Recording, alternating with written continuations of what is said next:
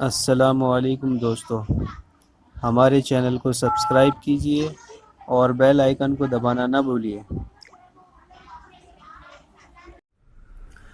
الحمد لله نحمده ونصلي على رسوله الكريم اما بعد فاعوذ بالله من الشيطان الرجيم بسم الله الرحمن الرحيم۔ حدیث بیان کر رہا تھا، ویسے تو سورہ ملک کی تفسیر چل رہی ہے لیکن وہ ہم نے روک کر وہ 7 آدمی جو قیامت کے دن اللہ کے عرش میں ہوں گے اس حدیث پر بیان چل رہا ہے۔ اس میں سے چند مکمل ہو چکے۔ پچھلے درس میں بیان ہوا تھا رجل دعته امرأة ذات حسن وجمال فقال انی اخاف اللہ۔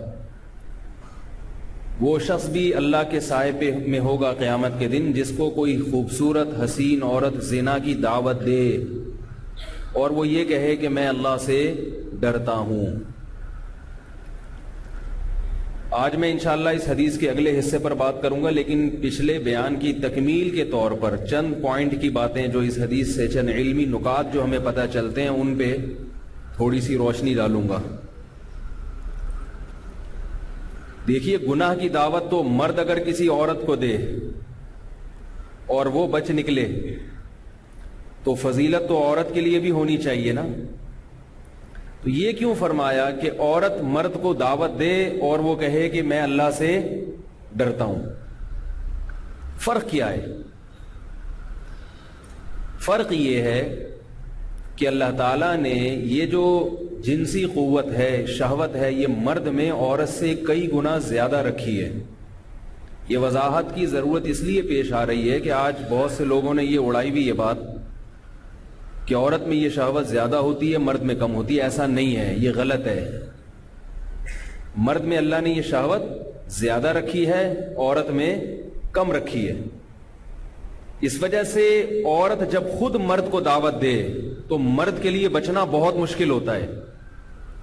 مرد اگر عورت کو دعوت دے تو عورت کے لیے بچنا آسان ہوتا ہے، اتنا مشکل نہیں ہوتا۔ اس لیے مرد اگر عورت کو دعوت دے اور وہ بچ جائے تو یہ بھی فضیلت ہے، مگر اتنی نہیں جتنی عورت مرد کو گناہ کی دعوت دے اور مرد اپنے آپ کو، بولو بھائی، بچا لے۔ بات آ رہی ہے سمجھ میں؟ قرآن عجیب بلاغت کی کتاب ہے۔ میں نے قرآن مجید کی جب بھی کسی آیت پہ غور کرتا ہوں نا کہ اللہ تعالیٰ نے یہ والا جو مضمون ہے قرآن مجید کا، یہ آیت اس طرح بھی تو ہو سکتی تھی بھئی، یہ بات اللہ یوں بھی بیان کر سکتے تھے، تو یوں کیوں بیان کی؟ تو جب بھی ایسی کبھی ہم نے قرآن مجید کی آیت پہ غور کیا تو ایسے ایسے راز فاش ہوئے ہیں جس سے قرآن مجید کی صداقت کا اور زیادہ یقین آ جاتا ہے کہ ایک لفظ بھی بے موقع نہیں ہے قرآن میں، بے موقع نہیں ہے ایک لفظ بھی۔ اس کی مثال تاکہ آپ کو قرآن پر اور یقین آئے، جو میں نے بات کی ہے نا کہ مرد میں خواہش زیادہ ہے، عورت میں کم ہے، میڈیکل سائنس بھی یہ کہتی ہے۔ کچھ حکیموں نے اڑایا ہوا ہے ایسا اس کے برخلاف، اور کچھ لوگوں نے بھی اڑایا ہوا ہے، لیکن حقیقت یہی ہے۔ تبھی اللہ نے مرد کو تعدد کی اجازت دی، اشارتاً بات کروں گا، زیادہ نہیں جاؤں گا اس موضوع، اور عورت کو توحد۔ سمجھ رہے ہو؟ تو اب یہ مسئلہ یہ ہے کہ قرآن مجید میں جہاں بھی احکام کا ذکر آیا اور اس میں مرد اور عورت کا ذکر آیا تو اللہ نے ہمیشہ مرد کو پہلے ذکر کیا اور عورت کو بعد میں۔ سمجھ رہے ہیں؟ کیونکہ قرآن مجید میں اللہ کا ارشاد ہے وَلِلرِّجَالِ عَلَيْهِنَّ دَرَجَةٌ، ہم نے مرد کو عورت پر ایک درجہ فضیلت دی ہے۔ اب جو لوگ یہ کہتے ہیں کہ مرد کو عورت پر ایک درجہ فضیلت نہیں ہے، گویا اسلام نے یہ ظلم کیا ہے عورت کے اوپر، وہ مشاہدے کا انکار کرتے ہیں۔ ہر چیز میں اللہ نے مرد کو عورت سے زیادہ صلاحیت دی ہے، ہر چیز میں۔ برداشت کی طاقت آپ دیکھ لیں، کس میں زیادہ ہوتی ہے برداشت؟ یہ میرا موضوع نہیں ہے کہ میں مردوں کے فضائل بیان کر رہا ہوں، میں جو قرآن کی بلاغت کی طرف ابھی آ رہا ہوں۔ خواتین پریشان ہوں گی یہ کیا موضوع لے کے بیٹھ گیا، آ رہے ہیں ابھی، ذرا تمہید بھی سمجھانی پڑتی ہے نا کہ بات سے بات نکلتی ہے۔ بہت سے لوگ کہتے ہیں نہیں یہ کیوں فضیلت دی اللہ نے مرد کو عورت پر؟ حقوق تو دونوں کے برابر ہیں۔ سورہ بقرہ آپ دیکھیں وَلَهُنَّ مِثْلُ الَّذِي عَلَيْهِنَّ بِالْمَعْرُوفِ، اللہ فرماتے ہیں کہ مرد کے جو حقوق ہیں ان کی جتنی تاکید ہے عورت کے حقوق کی بھی اتنی ہی تاکید ہے. فرق نہیں ہے مرد اور عورت کی بنیاد پر کوئی. مثال کے طور پر آپ عورت کا پیسہ کھا جائیں یہ سوچ کے کہ یہ چونکہ عورت ہے اور مجھے اللہ نے فضیلت دی ہے، اس کی اجازت نہیں ہے. اللہ فرماتے ہیں جتنا تمہارا پیسہ کوئی کھائے گناہ ہے نا، تم اگر عورت کا پیسہ کھاؤ گے وہ بھی ایسا ہی ہے، بلکہ وہ زیادہ گناہ ہے، کیونکہ اللہ نے عورت کا مال کھانے سے قرآن میں الگ سے منع کیا ہے. ویسے بھی اللہ نے منع کیا کہ ایک دوسرے کا مال ناحق مت کھاؤ، لیکن عورت کے بارے میں اللہ نے الگ سے فرمایا لا یحل لکم ان ترثوا النساء کرہا، عورت کے مال کے زبردستی والے وارث بن جاؤ یہ تمہارے لیے حلال، بولو بھائی نہیں. تو حقوق میں برابر ہے.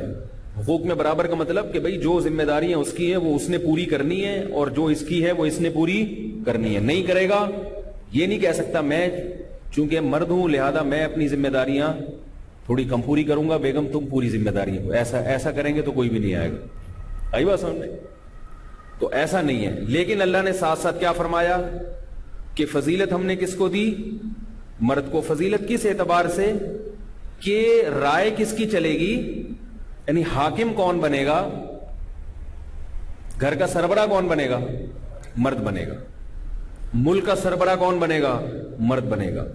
ملک کا سربراہ بھی شریعت میں عورت کو بننے کی اجازت نہیں اور گھر کا سربراہ بننے کی بھی عورت کو اجازت نہیں ہے، سربراہ مرد ہوگا ہمیشہ.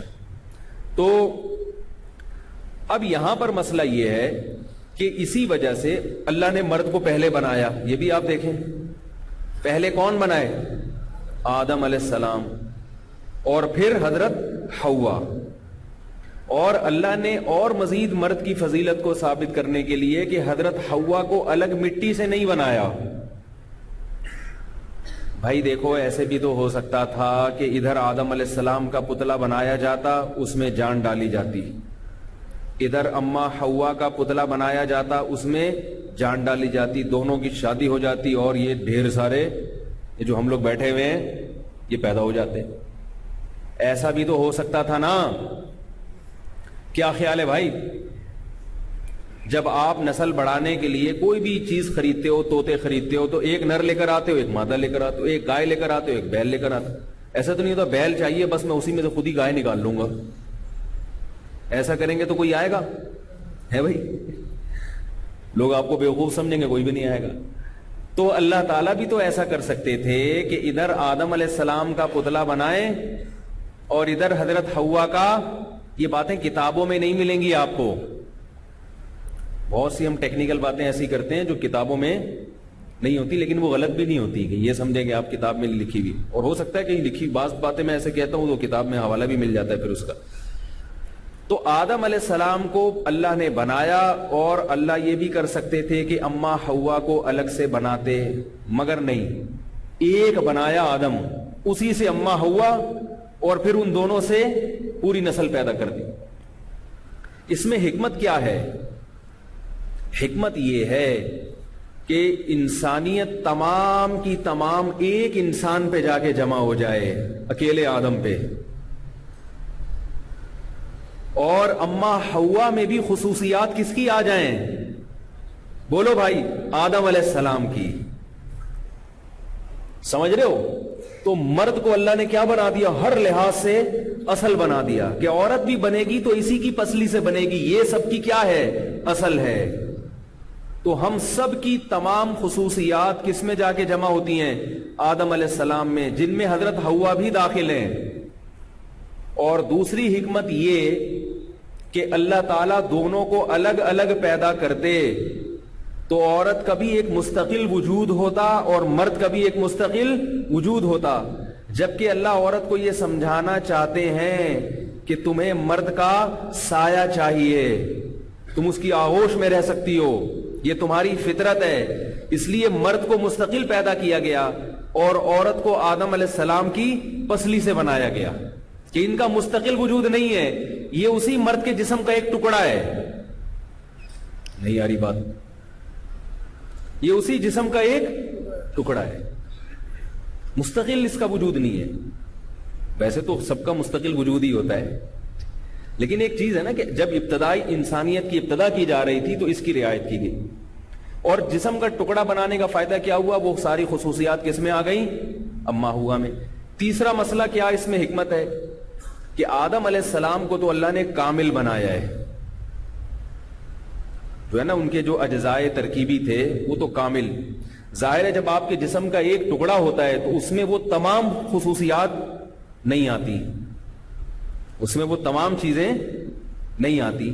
اسی وجہ سے رسول اللہ صلی اللہ علیہ وسلم نے ارشاد فرمایا، الا ان المرأة خلقت من ضلع وان من اعوجها اعلاها، فرمایا یاد رکھو اللہ نے عورت کو آدم کی پسلی سے بنایا، اور پسلی بھی سب سے اوپر والی پسلی جو سب سے زیادہ ٹیڑھی ہوتی ہے۔ اگر ٹیڑھی کا لفظ برا لگے تو کرو ہوتی ہے۔ بھائی خواتین سنیوں نے کیا یہ ہم لوگ شروع کر دیا اس نے بیٹھ کے، تو وہ اس میں کیا ہوتی ہے؟ وہ تھوڑی سی کرو ہوتی ہے۔ تو آپ صلی اللہ علیہ وسلم نے فرمایا اس کرو ہونے کے اثرات عورت کی ذات کے اندر آئے ہیں، یہ لازمی آئے، اور یہ خواتین کی برائی کے طور پہ نہیں بیان کیا، اچھائی کے طور پہ بیان کیے۔ وہ اچھائی کیا ہے؟ آپ نے فرمایا فَإِن ذَهَبْتَ تُقِيمُهَا تُكَسِّرُهَا، اگر تم اس پسلی کو سیدھا کرنے کی کوشش کرو گے تو وہ کبھی سیدھی ہو سکتی ہے پسلی؟ فرمایا وہ ٹوٹ جائے گی۔ الا وَإِنَّ كَسْرَهَا طَلَاقُهَا، فرمایا اس کا ٹوٹنا کیا ہے؟ طلاق ہو جانا۔ تو اگر تم یہ چاہو گے کہ تمہاری زوجہ ایک دم تیر کی طرح سیدھی ہو جائے، بالکل سیدھے راستے پہ چلنا، خط مستقیم پہ چلنا شروع کر دے، میری ماں سے محبت کرے اس لیے کہ وہ میری ماں ہے اور میری بیوی کی ساس، بڑے بزرگوں کا ایک مقام ہوتا ہے۔ آئی بات سامنے؟ آپ نے اپنی بیگم کو سمجھایا دیکھو بزرگوں کا ایک مقام ہوتا ہے، ہماری پرمپرا ہے، خاندانی رسم ہے، تمہیں میری ماں کا احترام کرنا ہے۔ وہ جواب میں کہے شکریہ، یعنی ہر آدمی یہ چاہتا ہے کہ میں جب بیوی کو نصیحت کروں تو ایسا اچھا سا جواب ملے، کہے شکریہ آپ نے مجھے بتا دیا کہ میں آپ کی والدہ کا اکرام کروں، شریعت کے حقوق بتا دیے، اگر نہیں بتاتے تو خدا نخواستہ میں جہنم میں چلی جاتی، آپ میرے سرتاج ہیں، آپ کا بہت بہت شکریہ۔ بہنوں کے کیا حقوق ہیں وہ بھی بتا دیں۔ آئی بات سمجھنے؟ یعنی ہر آدمی کی چاہت یہ ہوتی ہے کہ بیگم کس طرح کی ہو، ابے بھائی ہوتی ہے کہ نہیں ہوتی؟ کہ بھئی اب وہ اگلا سوال خود پوچھے کہ میری نندوں کے کیا حقوق ہیں، یعنی جو آپ کی جو بہنیں ہیں ان سے میں نے کیسا سلوک کرنا ہے، یہ پہلی رات میں باتیں ہو رہی ہیں، ان سے میں نے کیسا سلوک کرنا ہے یہ بھی مجھے بتا دے۔ اب آپ اس کو بتا رہے ہیں کہ بھئی دیکھو جب وہ گھر میں آئیں ان سے پانی کا پوچھو، چائے کا پوچھو، جتنی دیر وہ بیٹھی رہیں ان کے سامنے ہاتھ باندھ کے ادب احترام کے ساتھ بیٹھو، کہ اصل تو اس گھر کی وہ تھی، تو بیچاری رخصت ہو کے چلی گئی۔ تو اب تو جب یہ چیز ملتی نہیں ہے آپ نے اپنی ماں کے حقوق بیان کیے تو آگے سے کھرا سا جواب، ہاں صرف ساس ہی کے حقوق ہیں، ساس پر تو بہو کے کوئی ہے ہی نہیں، جواب یہ ملتا ہے بھائی۔ آپ نے کہا میری بہنیں جب گھر آیا کریں تو تمیز سے بات کیا کرو، پہلے ان کو تو تمیز سکھاؤ، یہی جواب ہو نا، پہلے ان کو تو بولو تمیز سے بات کریں، مجھے تمیز بعد میں سکھانا، یہ جو ہے نا ہم نے یہ گنتی ہمیں پڑھانے کی ضرورت نہیں ہے، پھٹا اسٹارٹ وہیں سے۔ تو اب ہر آدمی کی خواہش کیا ہوتی ہے کہ وہ خود سیدھا ہو یا نہ ہو، یہ بھی ایک عجیب مصیبت ہے، خود بھی یا تو پورا سیدھا چل رہا ہو نا ہر چیز میں، خود صراط مستقیم پر ہو یا نہ ہو، وہ چاہتا ہے کہ بیوی کیسی ہو، بالکل فٹ فاٹ، ہر چیز میں ایک دم اوکے کی رپورٹ ہو۔ تو ایسا کریں گے تو بھائی کوئی بھی نہیں آئے۔ یہ ایک ٹرک کے پیچھے لکھا ہوا تھا ایسا کرو گے تو کون آئے گا، تو اس کا مطلب کیا ہے، مطلب وہ اچھا لگا ہم کو یہ۔ تو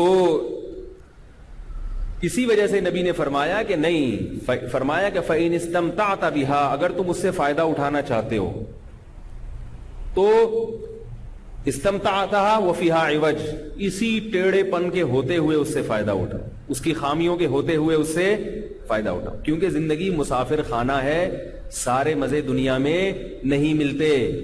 فرمایا اگر اس کو مکمل سیدھا کرنے کی کوشش کی تو طلاق ہوگی، اس کے علاوہ کچھ بھی نہیں ہوگا۔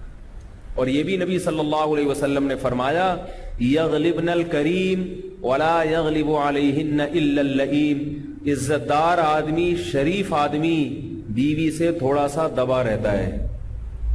بہت اہم بات ہے, اس کو سن لیں. عزت دار آدمی, اس کی بیوی اس پر, بولو بھائی, چھاوی رہتی ہے کچھ نہ کچھ. وَلَا يَغْلِبُ عَلَيْهِنَّ إِلَّا اللَّئِيمُ, اور عورت پہ پورا کنٹرول سوائے کمینے آدمی کے کسی کا نہیں ہوتا. کیسے عجیب الفاظ, صحیح حدیث ہے. کیوں؟ مکمل قابو میں پانے کے لیے آپ کو بہت زیادہ بد اخلاق بننا پڑے گا. بھائی بیوی پہ آپ کا مکمل کنٹرول ہو جائے نا, ایک دم ریموٹ کنٹرول کی طرح, آپ اس کو, بھائی امی کو سلام کرو, السلام علیکم, بہن کی خدمت کرو, جی چائے پیش کرو, جا رہی ہوں. یہ تو ریموٹ کنٹرول والا حساب ہو گیا نا.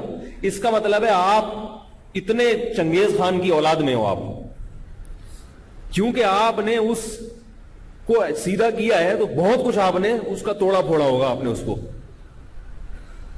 تو یہ کمینہ پن اس لیے ہے کہ کمزور پر اتنا روب جھاڑنا کہ وہ بالکل آپ کے تابع ہو جائے, یہ مرد کی مردانگی اور غیرت کے خلاف ہے. طاقتور آدمی کبھی کمزور پہ روب نہیں جھاڑتا, وہ ہمیشہ اپنے جیسے سے لڑتا ہے. ہمارے ایک رشتے دار تھے, بڑی پیاری بات کرتے تھے, کہہ رہے تھے میرا جب بھی پھٹا ہوا ہے نا اپنے آفیسر سے ہوا ہے, کبھی ماتحت سے نہیں ہوا. ماتحت کی غلطیوں سے کیا کرتا ہوں یار, بولو گے تو بھائی بات آگے چلے گی اللہ کی. ماتحت کی غلطیوں کو کیا کرتا ہوں درگزر, کیونکہ تو میرے کنٹرول میں ہے نا. ان کو تو میں تھپڑ لگا دوں انتقام نہیں لے سکتے, ان کو میں جاب سے نکال دوں احتجاج نہیں کر سکتے. ان کی غلطیاں معاف کرنے کا کیا ہے, مزہ ہے. ان کی غلطیاں معاف کرنے میں مزہ ہے. انتقام لے سکتے ہیں مگر چھوڑو یار, جانے دو, چلتا ہے. اب آپ گھر میں آئے, آپ نے بیگم سے کہا اس ٹائم کھانا چاہیے, کھانا نہیں ہے, آپ تھپڑ بھی لگا سکتے ہیں, وہ بیچاری کہاں جائے گی. آپ گالیاں بھی دے سکتے ہیں. آج کل تو ماں باپ بھی قبول نہیں کرتے, بیٹی جائے نا شوہر کے گھر سے بھاگ کے, ماں باپ کہتے چلو واپس, چاہے وہ جتنی مجبور کیوں نہ ہو. یہ بھی غلط ہے بھائی. اگر بہت مجبور ہے تو ماں باپ کو ایسے نہیں کرنا چاہیے کہ بس اب ہم نے رخصتی کر دی, اب جاؤ دفعہ ہو. ایسے کیسز آتے ہیں, شوہر سگریٹ سے جلا رہا ہے, ٹارچر کر رہا ہے, ذہنی خوف دے رہا ہے, اور وہ نفسیاتی بن رہی ہے. ابا کو فون کرتی, ابا کہتے ہیں بس یہاں آنے کی اجازت نہیں ہے, طلاق نہیں, ہم نہیں لے سکتے, ہماری خاندان کی پرمپرا نہیں ہے کہ طلاق لے کے لڑکی گھر پہ بیٹھے. اس کے بعد لڑکی تھوڑے دنوں میں سائیکی ہو جاتی ہے, پاگل ہو جاتی ہے, اور پتہ نہیں کیا کیا ہونے لگتا ہے اس کے ساتھ. تو ماں باپ کی ذمہ داری, بھائیوں کی ذمہ داری جیسے یہ ہے شادی کرنا, تو شادی کے بعد بھی خبر گیری کرنا کس کی ذمہ داری ہے. تبھی تو سالوں کو اچھا نہیں سمجھا جاتا, کیونکہ وہ بہنوں ہی سے پوچھتے رہتے ہیں, ہاں بھائی خیریت سب ٹھیک. تو یہ بھی ذمہ داری ہے نکاح کے بعد بھی لڑکی کے بھائیوں کی, کہ اگر اس کے ساتھ سسرال میں ظلم زیادتی ہو رہی ہے تو وہ اپنے گھر کے دروازے کھول کے رکھیں کہ بھائی رہو عزت کے ساتھ. خامخواہ میں اس کو پن نہ کریں کہ وہ طلاقیں لینا شروع کرے, لیکن اس کے لیے کہیں کہ بھائی دیکھو گزارا کرو حتی الامکان. شریف عورت اپنے شوہر کی خامیوں کو برداشت کرتی ہے اور حتی الامکان گھر بسانے کی کوشش کرتی ہے. بالکل اگر ناقابل برداشت معاملہ ہو جائے تو پھر قرآن نے بھی کہا ہے کہ علیحدگی اختیار کرو. پھر علیحدگی کے لیے اس کو گھر کے دروازے, بولو بھائی, کھول کے رکھیں, کیونکہ ایسے کیسز آ رہے ہیں کہ دروازے بند کر دیتے ہیں ماں باپ. اس کے بعد پھر وہ کبھی گھر سے بھاگ رہی ہے, کبھی کیا کر رہی ہے, کبھی دوسرے مردوں سے ناجائز تعلقات پیدا ہو جاتے ہیں اس کے. ایسی یہ سب غلط ہے. یہ خوب یاد رکھو, جہاں طلاق شریعت میں ناپسندیدہ ہے وہیں سخت مجبوری میں طلاق نہ دینا ناپسندیدہ ہے, اور طلاق نہ لینا ناپسندیدہ ہے. یہ آیتیں ہم ممبر میں بتاتے ہوئے بھی ڈر لگتا ہے کہ لوگ غلط مطلب نہ لیں. دیکھو قرآن مجید میں اللہ کا ارشاد ہے کہ میاں بیوی محبت سے رہیں. وَإِنْ خِفْتُمْ شِقَاقَ بَيْنِهِمَا, کتنے سٹیپ بیان کیے ہیں قرآن نے. میں جلدی جلدی وہ سٹیپ بتا دوں تاکہ بات چلیے تو کمپلیٹ ہو جائے. قرآن نے کیا کہا, کوئی صاحب رکشے پر بیان سننے آئے ہیں, رکشے کی پارکنگ بہت غلط ہے, رکشے کو مسجد کی طرف پارک کریں. بھائی گلی کو بند نہ کیا کریں. جو بھی صاحب آئے ہیں, جو بھی رکشے کے جو بھی ڈرائیور ہیں, وہ ان سے گزارش ہے کہ وہ بالکل دیوار سے چپکا کے رکشہ کھڑا کریں. اچھا خیر, قرآن مجید نے کیا بیان کیا, وَإِنْ خِفْتُمْ شِقَاقَ, بلکہ قرآن نے پہلے کیا بیان کیا, سب سے پہلے تو بیان کیا کہ بھائی مکمل سیدھا دنیا میں, بولو بھائی, کوئی نہیں ہوتا, برداشت کرو. برداشت والی پالیسی کی بھائی خوبیاں زیادہ ہیں خامیاں کم ہیں, چلاؤ گزارا, چلاؤ, دنیا مسافر خانہ ہے, چلاؤ گزارا. اور اگر گزارا نہیں ہو رہا, نہیں بھائی خامیاں بہت زیادہ ہو گئی ہیں, ہر چیز پہ لڑائی ہو رہی ہے, ہر مسئلے میں دماغ سر کے بال گرنا شروع ہو گئے, زیادہ ہی مسائل ہو رہے ہیں, تو پھر اللہ نے کیا فرمایا, عظوہن, محبت سے سمجھاؤ, جسے کاؤنسلنگ کرنا کیا, بٹھاؤ بھائی دیکھو ایسے ہے, یوں ہے, اگر آپ یوں سیٹنگ پہ آ جاؤ تو پورا گھر سیٹنگ پہ آ سکتا. خام خواہ کی لڑائیاں ہو رہی ہیں اور میں الگ گھر لے کے دے نہیں سکتا, میرے پاس پیسہ نہیں. ساری باتیں تمیز سے, یہ نہیں کہ گلاس توڑ توڑ کے اس کو سمجھانا شروع کر دو, ٹھوکریں مار مار کے, آرام سے, تمیز سے, محبت سے. اور یہ جو کاؤنسلنگ ہوگی اس کے لیے ٹائم بھی ایسا ہونا چاہیے جب ذہن فریش ہوتا ہے. ایسا ٹائم کہ اس میں جلے بھنے بیٹھے ہوئے ہیں نا, تو اچھی بات بھی انسان کو بری لگتی ہے. تو ایسے وقت میں اللہ نے کیا فرمایا کہ اس کو نصیحت کرو. آگے اللہ فرماتے ہیں اگر نصیحت کا بھی اثر نہیں ہو رہا, اس کی سمجھ میں نہیں آ رہا, تو پھر اللہ فرماتے ہیں کچھ دن کے لیے روٹھ جاؤ, بستر الگ کر دو, تھوڑا سا ناراض ہو.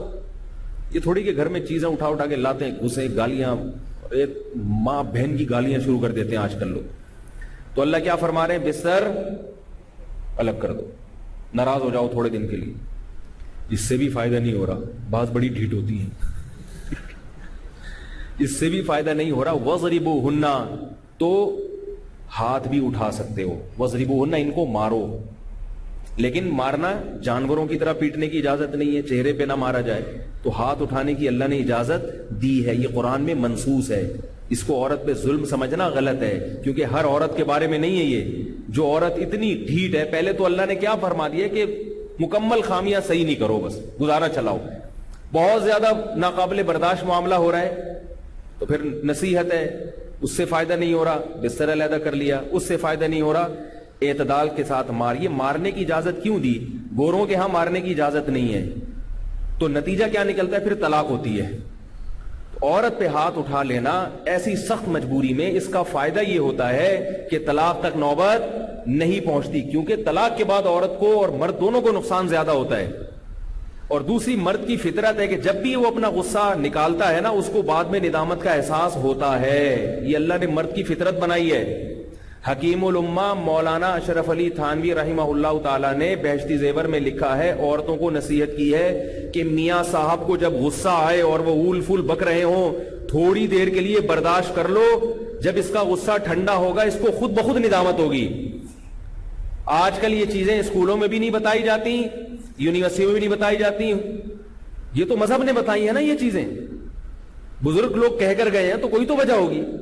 ہوتا کیا ہے کہ مرد کو جب غصہ آیا ہوا ہے, اس نے کچھ سنائی تو بیگم صاحبہ بھی آگے سے اینٹ کا جواب پتھر سے, تو پھر اس مرد اس کو مردانگی کے خلاف سمجھتا ہے اور معاملہ کیا ہو جاتا ہے, وہ بگڑ جاتا ہے. تو عورت تھوڑی دیر کے لیے, مردوں کی طبیعت میں اللہ نے غصہ رکھا ہے, اس کی پھر ایک میرا بیان ہو چکا ہے کیوں رکھا ہے.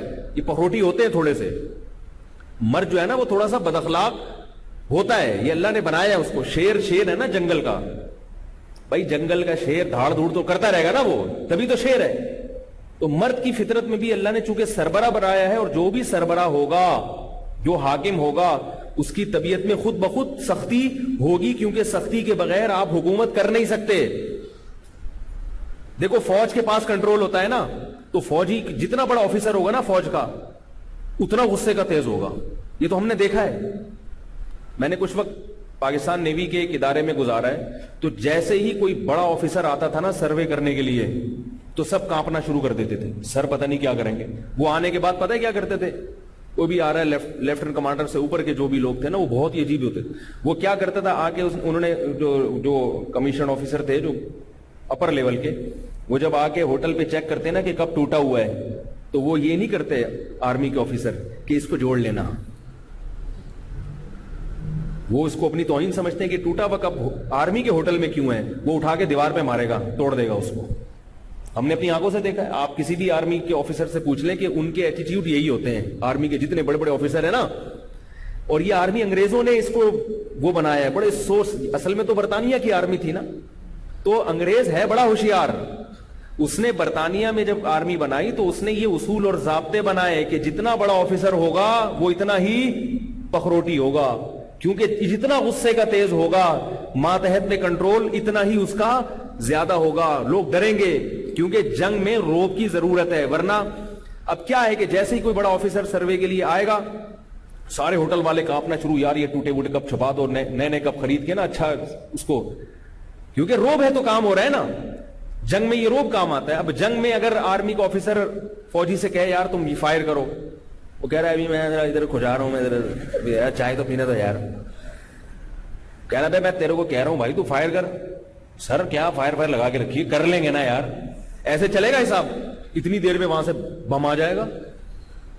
تو گورا بڑا ہوشیار ہے, اس نے جو آرمی بنائی اس کے اصول بڑے زبردست بنائے, اور یہی اصول شریعت میں بھی ہیں کہ بھائی امیر کی سننی ہے, اس میں نو کا آپشن نہیں ہے آپ کے پاس.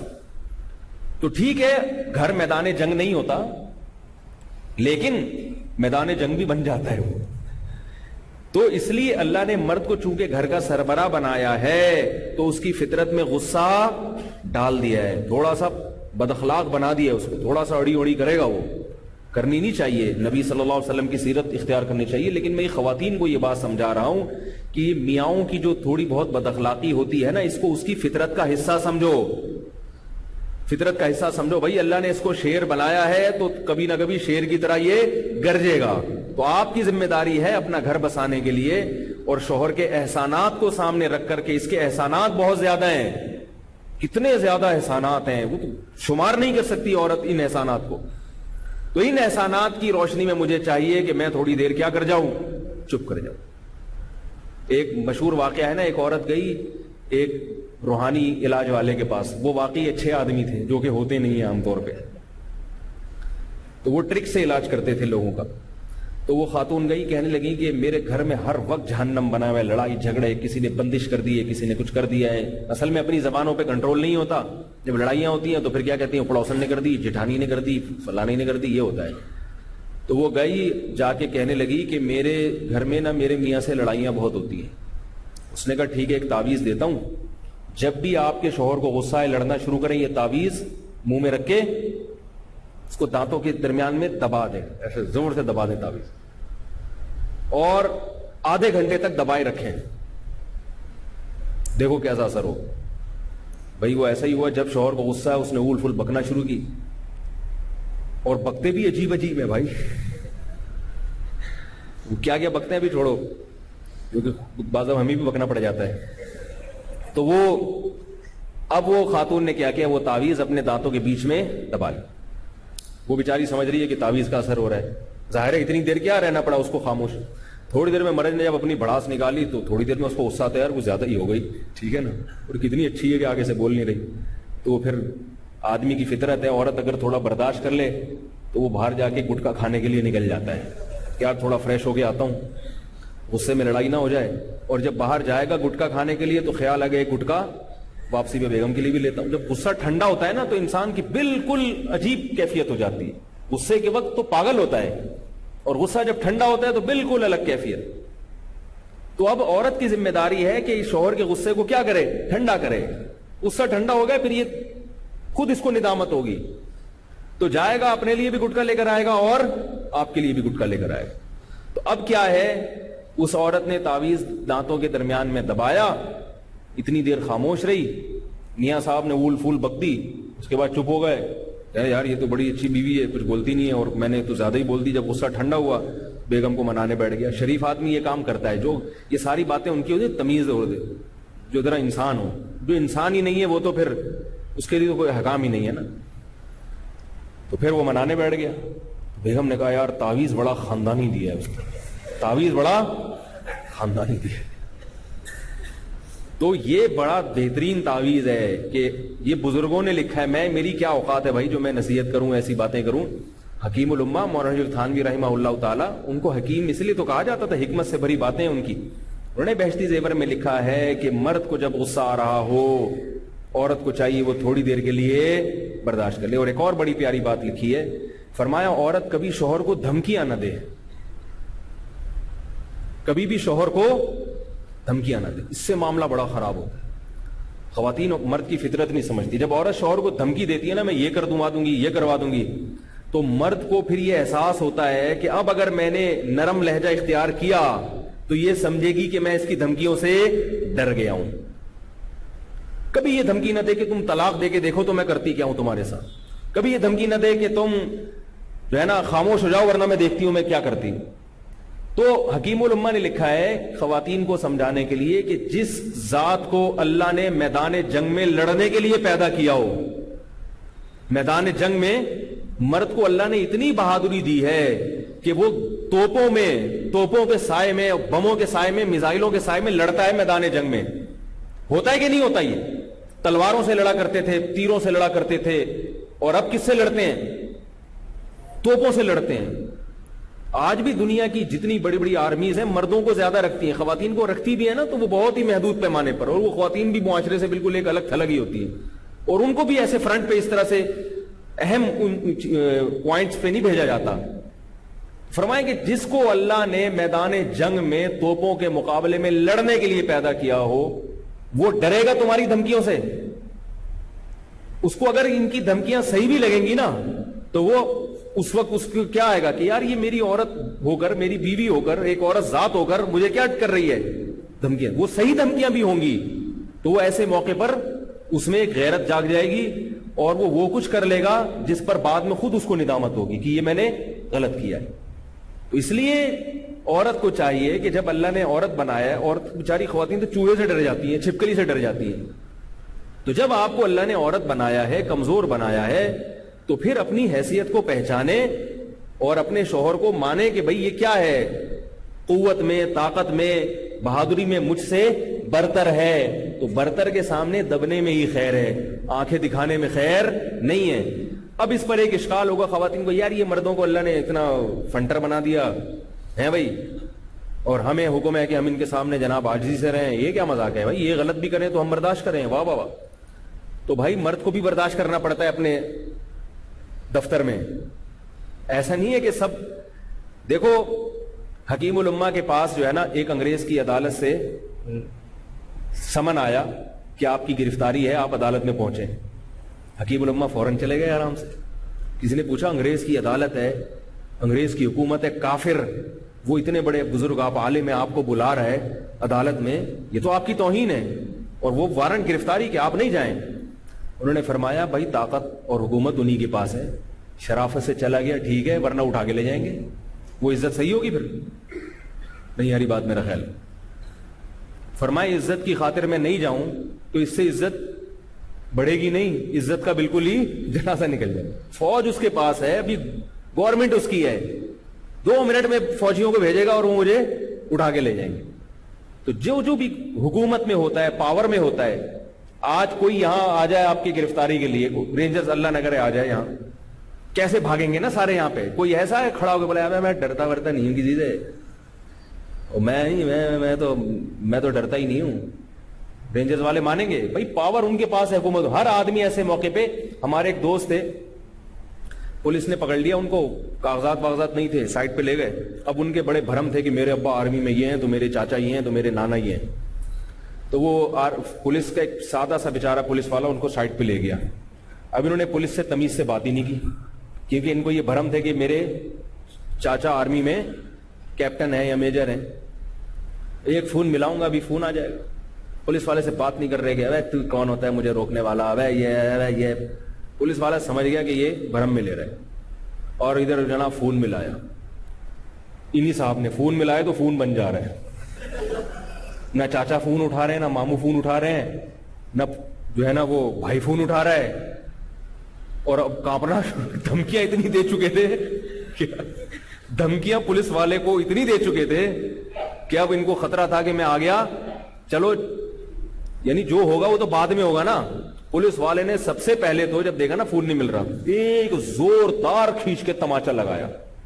یہ مجھے خود اپنا واقعہ سنا رہے ہیں، جو عام لوگوں کو نہیں سنائیں گے وہ، کیونکہ عام لوگوں میں تو بھرا میں نہ تھا پولیس والا مجھے روک نہیں سکتا. میرے ساتھ آ کے لوگ راز کی باتیں کر لیتے ہیں. تو وہ کہنے لگے کہ پولیس والے نے ایک زوردار پہلے تو تماچا کھینچ کے بولا بلا اپنے باپ کو بلا تو. سر میں نے کہا سر پلیز چھوڑ دیں سر.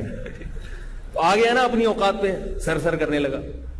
تو ہر جگہ ایسا ہوتا ہے. مرد بھی ہر جگہ شیر تھوڑی ہوتا ہے. وہ آفس میں اپنے باس کے سامنے بیچارہ جھکا رہے گا، ٹھیک ہے، چاپلوسی میں لگا رہے گا، اور سارا نظام اللہ نے ایسے ہی بنا ہے. پھر مرد کو حکم دیا اپنے والدین کے سامنے جھک کے رہو. تمہارا باپ اگر تم سے ایسے بد اخلاقی کرتا ہے تو تم اس کی برداشت کرو. تو ہر ایک کو برداشت کرنا ہے. آپ کے جو خواتین کا جو شوہر ہے وہ اپنے والدین کی برداشت کرے گا، وہ اپنے خاندان کے بڑوں کی برداشت کرے گا, وہ اپنے دفتر میں اپنے آفیسرز کی برداشت کرے گا. تو جہاں اتنے لوگ اتنوں کو برداشت کر رہے ہیں, عورت اگر اللہ کی خاطر اپنے شوہر کو برداشت کر لے تو ثواب نہیں ملے گا اس کو؟ کہ بھائی جب ساری دنیا کی برداشت ہی کی پالیسی پہ چل رہی ہے, تو میں بھی اگر گھر میں اپنے میاں کے سامنے تھوڑی سی نرم رویہ اختیار کر لوں اور اس کی خامیوں کو درگزر کر لوں, اور جب یہ گھر میں ذرا چیختے ہیں چلاتے ہیں تو میں تھوڑی دیر کے لیے اپنی زبان کے نیچے تعویذ رکھ لوں اور بند کر دوں اپنی زبان کو, تو کیا جا رہا ہے اس میں؟ مگر بڑا مشکل ہے آج کل, چپ رہنا بڑا مشکل ہے بھائی, چپ رہنا بہت مشکل. تو خیر میں وہ جلدی وہ پروسیس جو اللہ نے بیان کیا قرآن میں وہ بتا دوں. تو اللہ نے قرآن مجید میں کیا کہا؟ محبت سے سمجھاؤ. لیکن یاد رکھو اس کا مطلب یہ نہیں کہ آج جا کے آپ ٹارزن بن کے کہ بھئی آج ہم نے اپنی مردانگی پہ بیان سنا ہے تو گھر میں تمیز سے داخل نہیں ہوں گے. نبی صلی اللہ علیہ وسلم کے اخلاق دیکھنے چاہیے. آپ صلی اللہ علیہ وسلم نے پوری زندگی کبھی اپنی زوجہ پہ ہاتھ نہیں اٹھایا. اصل تو یہی ہے. ہاں اس کے خلاف اگر کبھی مجبوری ہو تو ایک الگ بات ہے, اور ہاتھ بھی نہیں اٹھایا. اور کیسے آپ صلی اللہ علیہ وسلم کی آواز میں جو ہے وہ پست تھے, آواز پست تھی آپ صلی اللہ علیہ وسلم کی, چیخ چلا کے بات نہیں کرتے تھے. حالانکہ آپ صلی اللہ علیہ وسلم کا روب اتنا تھا کہ 1 مہینے کی مسافت پہ دشمن پر گھبراہٹ طاری ہو جاتی تھی, اتنا روب تھا آپ صلی اللہ علیہ وسلم. تو اللہ نے کہا محبت سے سمجھاؤ, بستر الگ کر دو. پھر بھی ہزاروں میں کوئی ایک آدھ ایسی شرارتی ہوتی ہے کہ پھر ان کو دھنائی لگانی پڑتی ہے. اعتدال کے ساتھ دھنائی لگا سکتے ہو ایسی سخت مجبوری میں. یہ دھنائی کی جاتی کیوں؟ تاکہ طلاق کی نوبت نہ آئے. اس کے بعد بھی اگر معاملہ نہیں سدھر رہا, 90% کیسز تو ایسے ہی نمٹ جائیں. بلکہ میں آپ کو صحیح بتاؤں, 90% کیسز تو ایسے نمٹ جائیں گے پہلے اسٹیپ میں. 90% جھگڑے ختم ہو جائیں گے کہ جب مرد کو پتا ہے کہ میں اللہ نے کیا حکم دیا کہ عورت کو مکمل صحیح بنانے کی کوشش نہ کرو. جب آپ کے ذہن میں یہ بات آ جائے گی نا, تو جب یہ بات شادی شدہ جوڑوں کی سمجھ میں آ گئی تو 90% جھگڑے انشاءاللہ ویسے ہی ختم ہو جائیں گے کہ یار جانے دو یار, پورا ٹھیک نہیں کرو, چلتا ہے یار, چلو کھانا ٹائم پہ نہیں بنا کے دیتی تو بات تو تمیز سے کر لیتی ہے نا, وہ فلانے کی تو کھانے تو ٹائم پہ بناتی ہے مگر وہ اپنی زبان میں جو اس کی مرچیں ہیں, کھانے میں مرچیں کم ہوتی ہیں مگر زبان کی مرچیں زیادہ ہیں. وہ تو 90% کیسز ایسے سیٹ ہو جائیں گے. اس کے بعد اگلا اسٹیپ ہے محبت سے سمجھانا سیکھ لیں. آج کل مرد کیا کرتے ہیں؟ طنز کرنا شروع کر دیتے ہیں. طنز, اگر اس کو روٹی پکانا نہیں آتی نا, طنز کریں گے تمہاری ماں نے تمہیں سکھایا نہیں ہے کچھ. یہ سٹائل ہوتا ہے نصیحت کا.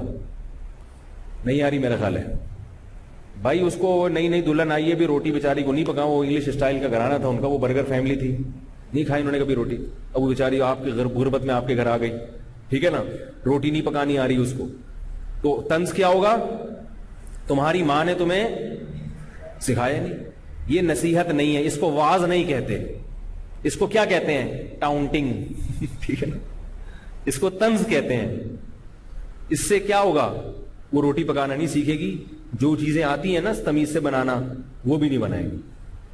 وہ آگے سے جواب دے گی مجھے صرف یہ نہیں کہ روٹی نہیں بنانی آتی, مجھے کپڑے بھی نہیں دھونے آتے.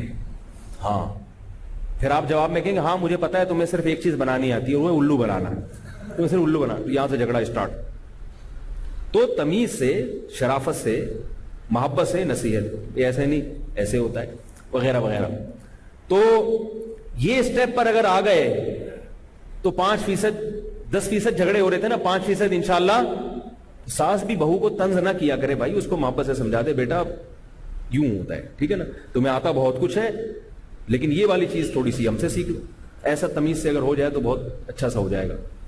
تو 5% جھگڑے رہ گئے. اس میں اللہ نے کیا فرمایا کہ مار دھاڑ اور گالی گلوچ, ماں بہن کی فحش گالیاں, اس سے بہتر ہے کہ کچھ دن چپ چاپ روٹ کے الگ, روٹنا سیکھ لو تھوڑے دن تک کے لیے. اس سے بھی سیٹنگ نہیں ہو رہی, 5%, 2-3% اسی سے نمٹ جائیں گے انشاءاللہ. اس سے بھی اگر معاملہ خراب ہے تو اس کا مطلب ہے کہ بھائی پھر مزاج آپس میں نہیں مل رہے. پھر کچھ ایسی اندر, کچھ چیزیں ایسی عورت کے اندر ہیں جو وہ ڈیفائن نہیں کر پا رہی ہے. آپ کے اندر کچھ ایسی خامیاں ہیں جو عورت دیکھ رہی ہے جو وہ ڈیفائن نہیں کر پا رہی, وہ آپ سے مطمئن نہیں ہے اور آپ اس سے مطمئن نہیں ہو. یا تو آپ سائیکی ہو یا وہ سائیکی ہے, کچھ چکر ہے. اس کے لیے پھر اللہ نے اگلا اسٹیپ بیان کیا. دیکھو کتنی پیاری کتاب ہے قرآن, ہر چیز اللہ نے ہمیں کھول کھول کے بتا دی.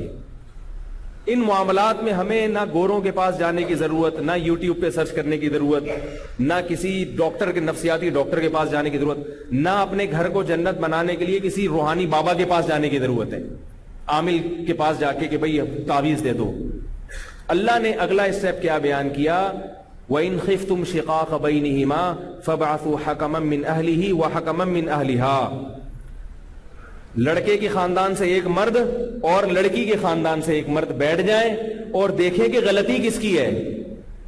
بعض دفعہ مردی کی غلطی ہوتی ہے، وہ سمجھ رہا ہوتا ہے کہ عورت کی غلطی ہے، بعض دفعہ عورت اپنی غلطی کو سمجھ نہیں رہی ہوتی حالانکہ اس کی غلطی ہوتی ہے اور وہ مرد پہ خام خامے ڈال رہی ہوتی ہے، تو کوئی تیسرا فیصلہ کرے گا، اور تیسرا اگر بالکل الگ سے ہوتا تو ممکن ہے مرد اس کی بات نہ مانتا، کہتے بھئی یہ تو عورت کی سائڈ لے رہا ہے، یا عورت بات نہ مانتی، تو اللہ نے کیا فرمایا، مرد کے خاندان کا ایک سمجھدار آدمی بیٹھ جائے اور عورت کے ابا بیٹھ جائیں، شوہر کے ابا بیٹھ جائیں، یا اس کے بھائی بیٹھ جائیں، اس کے بھائی بیٹھ جائیں، دونوں بیٹھ کے بڑی تمیز کے ساتھ فیصلہ کریں کہ اس میں غلطی کس کی ہے۔ جس کی غلطی ہے اس کو محبت سے سمجھا جائے، بھائی فالٹ کس میں ہے، آپ میں۔ اللہ فرماتے ہیں یریدا اصلاحا، اگر میاں بیوی دونوں گھر بسانا چاہتے ہیں دونوں، تو اللہ فرماتے ہیں کہ ان کے درمیان میں اس کاؤنسلنگ کے بعد یا اس ثالثی کے بعد جوڑ پیدا کر دوں گا اور لڑائی جھگڑے ختم ہو جائیں گے۔ کتنے سٹیپ ہو گئے؟ یہ اپنی ڈائری میں نا 4-5 سٹیپ لکھ لیں، جب بھی کوئی میاں بیوی کا جھگڑا آئے کرے نا بولیں یہ سٹیپ پورے کیے، نہیں کیے تو پہلے یہ کر کے آؤ، پھر انٹری ہوگی آپ کی یہاں، پھر ہم جھگڑا نمٹائیں گے۔ یہ لکھ لیں بعد میں جا کے نا اپنے گھر میں۔ تو اللہ نے یہ سو رہے ہیں نہیں سویا، اللہ کا بہت اہم بات ہو رہی ہے، پھر بعد میں آپ بولیں گے یار وہ پھر آئیں گے میرے پاس کہ وہ حضرت وہ ذرا بتا دیں، ٹھیک ہے نا۔ تو چوتھا مقام کیا ہے، ادھر سے بھی ایک حکم اور ادھر سے بھی ایک حکم، دونوں بیٹھ جائیں، مل جل کے فیصلہ کریں بھائی غلطی کس کی ہے۔ ایسے موقع پہ مرد کو اگر بتایا جائے نا غلطی آپ کی ہے تو وہ غصہ نہ کرے، مرد اپنی توہین محسوس کرتا ہے، ایسے نہیں بھائی جب آپ کو بتا دیا تو آپ مان لو۔ وہ یہ سمجھتا ہے کہ میں اپنی بیوی کی نظر میں نیچا ہو جاؤں گا اگر میں نے غلطی مان لی، تو یہ تکبر ہے، یاد رکھو، اور تکبر اللہ کو پسند نہیں ہے۔ بھائی غلطی ہر ایک سے ہو سکتی ہے اور آپ کا مقام نیچے نہیں ہوگا، کیونکہ آپ تو بہرحال اللہ نے کہہ دیا بھائی تمہارا مقام اونچا ہے، اور نبی صلی اللہ علیہ وسلم نے فرمایا کہ کلکم خطاؤن، ہر ایک سے غلطی ہوتی ہے، خیر الخطائین التوابون، بہترین خطا کرنے والے وہ ہیں جو توبہ کر لیں۔ اگر آپ یہ سمجھتے ہو آپ سے غلطی ہو ہی نہیں سکتی، آپ ہر معاملے میں صحیح ہوگے، تو یہ آپ کے اندر بہت بڑا فالٹ ہے، اور یہ فالٹ صحیح کیے بغیر آپ معاشرے میں چل ہی نہیں سکتے، کہیں بھی نہیں چل سکتے آپ۔ تو اگر ان لوگوں نے کہہ دیا بھائی گڑبڑ کس میں ہے، آپ میں ہے، اور اگر انہوں نے کہہ دیا عورت کو کہ گڑبڑ آپ میں ہے، عورت کو چاہیے کہ وہ تسلیم کرے کہ یہ میری غلطی ہے، کیونکہ انسان کو اپنی غلطیاں خود سمجھ میں نہیں آتی، دوسرا صحیح طرح سے بتا سکتا ہے۔ اس لیے اللہ نے فرمایا اگر دونوں چاہیں گے اصلاح تو ہوگی، دونوں ہی نہیں چاہ رہے یا دونوں میں سے ایک نہیں چاہ رہا تو نہیں ہوگی اصلاح، پھر طلاق کی طرف معاملہ جائے گا۔ یہ معاملہ ہو گیا۔ اس کے بعد اللہ نے ایک بڑا پیارا اسٹیپ اور بھی بتایا ہے۔ ہونا تو یہ چاہیے نا کہ اس کے بعد تو اسٹیپ سارے ختم ہو گئے نا بھائی، ابھی بھی نہیں بن رہی، محبت سے نہیں رہ پا رہے تو اب چھوڑو نا یار۔ لیکن آپ دیکھیں اللہ کا کلام کیسا خوبصورت کلام، اور اسلام کیسا جامع مذہب ہے۔ اللہ نے اگلا اسٹیپ بتا دیا کہ بھائی اگر یہاں تک بھی معاملہ نہیں بن رہا تو پھر میاں بیوی صرف نکاح کے بندھن کو باقی رکھنے کے لیے کچھ لو دو کی پالیسی کو اختیار کریں، کچھ ایک دوسرے کے حقوق سے کیا ہو جائیں، دستبردار ہو جائیں۔ مثال کے طور پر ثالث نے فیصلہ کیا کہ یار مسئلہ یہ ہے کہ بیگم صاحبہ کی زبان اتنی تیز ہے اور یہ پیدائشی ہے یہ چینج، کیونکہ یہ ثالث کے سامنے اتنا چیخ چیخ کے بول رہی ہے، میاں کے سامنے کتنا بولتی ہوگی۔ بھائی جیسے میں ثالث بن کے بیٹھا ہوا ہوں دونوں کے درمیان سلو کرانے، اب وہ عورت اچھل اچھل کے 1.5 فٹ مفتی صاحب کے سامنے بولی یہ ایسا، یہ الو کا پٹا، یہ اور یہ فلانا، تو آدمی کو اندازہ ہو جاتا ہے یار یہ میرے سامنے جب میاں کا اس لیے یہ حال کیا ہوا ہے تو غیر موجودگی میں کیا حال کیا ہوا ہوگا۔ یا میاں وہاں جا کے ثالث کے سامنے بیٹھ کے گالیاں دینا شروع کرتے بیوی کو، تو اس سے ثالث کو یا جو حکم بنا ہے اس کو اندازہ ہو جائے گا کہ بھائی یہ تو اس کے تو خاندان کا کوئی ڈی این اے کا پرابلم ہے ان کے، نا کوئی اندر سے ہی کچھ فالٹ ہے، یہ تو یہاں اتنی بد اخلاق ہے تو ظاہر ہے بھائی جب ثالث بنا تو وہاں تو تمیز سے بات کرو نا بیٹھ کر، ادھر کیوں آستینے چڑھا کر، جو بات ہے تمیز سے بتا دو گے۔ جیسے میں اب کہہ رہا ہوں نا، ایک مولوی صاحب نے تقریر کر رہے تھے، میں وہاں بیٹھا ہوا تھا، کہتے حضرت علی نے فرمایا، اتنا زور تھے کہ ان کو کھانسی آئی، مجھے بھی بتاتا ہوں نا کھانسی آتی، حضرت علی نے فرمایا، میرے کان پھٹ رہے تھے نا ان کی تقریر. میں نے کہا دل ان سے میں قریب جا کے بولوں کہ حضرت علی نے اتنی زور سے فرمایا تھا. بھائی حضرت علی نے جو بھی فرمایا تھا اتنی زور سے فرمایا تھا. اگر حضرت علی اتنی زور سے فرماتے تو لوگ شاید آپ کی بات نہ مان. جیسے حضرت علی نے آرام سے فرمایا تھا آپ بھی آرام سے ہی فرماتے. کیا خیال ہے بھائی؟ تو وہ جب ثالث بنا ہوا ہے، ایک یا دو آدمی ثالث بنے ہوئے ہیں، تو ان سے بات تو تمیز سے کرو نا، آرام سے سمجھا دو بھائی یہ چلو کیسی ہی برائی کیوں نہ ہو. ایک شادی شدہ جوڑا میرے پاس آیا، میں نے پہلی دفعہ ایسا خاندانی جوڑا دیکھا. بھائی میاں میں برائی کیا تھی؟ شراب پیتا تھا، معاذ اللہ، اللہ بچائے اس کی ناجائز دوستیاں لڑکیوں سے، عورت پہ کیا گزرتی ہوگی. لیکن اس کی بیوی نے اتنی تمیز سے بات کی، کہا کہ ان کے اندر یہ خرابی ہے، ان کے اندر یہ خرابی ہے، آپ ان سے پوچھ لیں. میں نے ان سے پوچھا، اس نے کہا ہاں یہ ہے. ورنہ اس اتنی بڑی خرابی کو جب ڈیفائن کیا جائے گا تو کیسے کیا جائے گا؟ چیخ چیخ کے، چلا چلا کے. اور وہ بھی کہہ رہا ہاں یہ تو ہے. میں نے کہا ہے بندہ یہ بھی خاندانی ہے. غلط ماحول کی وجہ سے شراب کباب میں لگ گیا، لیکن پیچھے سے نسل جو ہے وہ کیا خیال ہے؟ ورنہ کہتا ہے یہ ایسی، یہ جھوٹ بول رہی ہے. جھوٹ بھائی جو کردار کا برا ہوتا ہے نا وہ سچ نہیں بولتا کبھی بھی، وہ جھوٹ بولتا ہے. خیر، تو اللہ نے اگلا آپشن کیا رکھا کہ بھئی طلاق سے بچنے کے لیے ایک اور آپشن ہے تمہارے پاس. وہ کیا ہے کہ دیکھو لڑائی جھگڑا کس وجہ سے ہو رہا ہے، کس بیس پہ ہو رہا ہے. مثال کے طور پر عورت کیا ہے؟ بد اخلاق. جب بھی بات کرو اینٹ کا جواب پتھر سے دیتی ہے. تو ایسی بد اخلاق عورت جس کی اصلاح نہ ہو رہی ہو، اس کے ساتھ جتنا زیادہ رہو گے محبت بڑھنے کے بجائے لڑائی جھگڑے بڑھیں گے اور نفرت اتنی ہی زیادہ بڑھے گی. تو پھر ایک آپشن یہ ہے کہ شوہر کو یہ مشورہ دیا جائے کہ وہ بیوی سے کہے کہ ٹائم کی پابندی معاف کر دو، میں تمہارے ساتھ ٹائم نہیں گزاروں گا، چونکہ تم میرے بچوں کی ماں ہو، بچوں کی پرورش کرو، اس کا خرچہ تمہیں ملتا رہے گا، میں صرف مہینے میں 2 یا 3 دفعہ گھر آؤں گا. نہیں یاری بات سمجھ میں بات آ رہی ہے؟ کیونکہ بھائی ہر طرح سے میل کر کے دیکھ لیا بھائی یہ بیٹھتے ہی لڑنا شروع کر دیتے ہیں کہ مزاج اتنے ایک دوسرے سے مختلف ہیں. تو پھر اس کا حل کیا ہے کہ طلاق سے بہتر ہے کہ کچھ حقوق ایک دوسرے کے معاف کر دیے جائیں.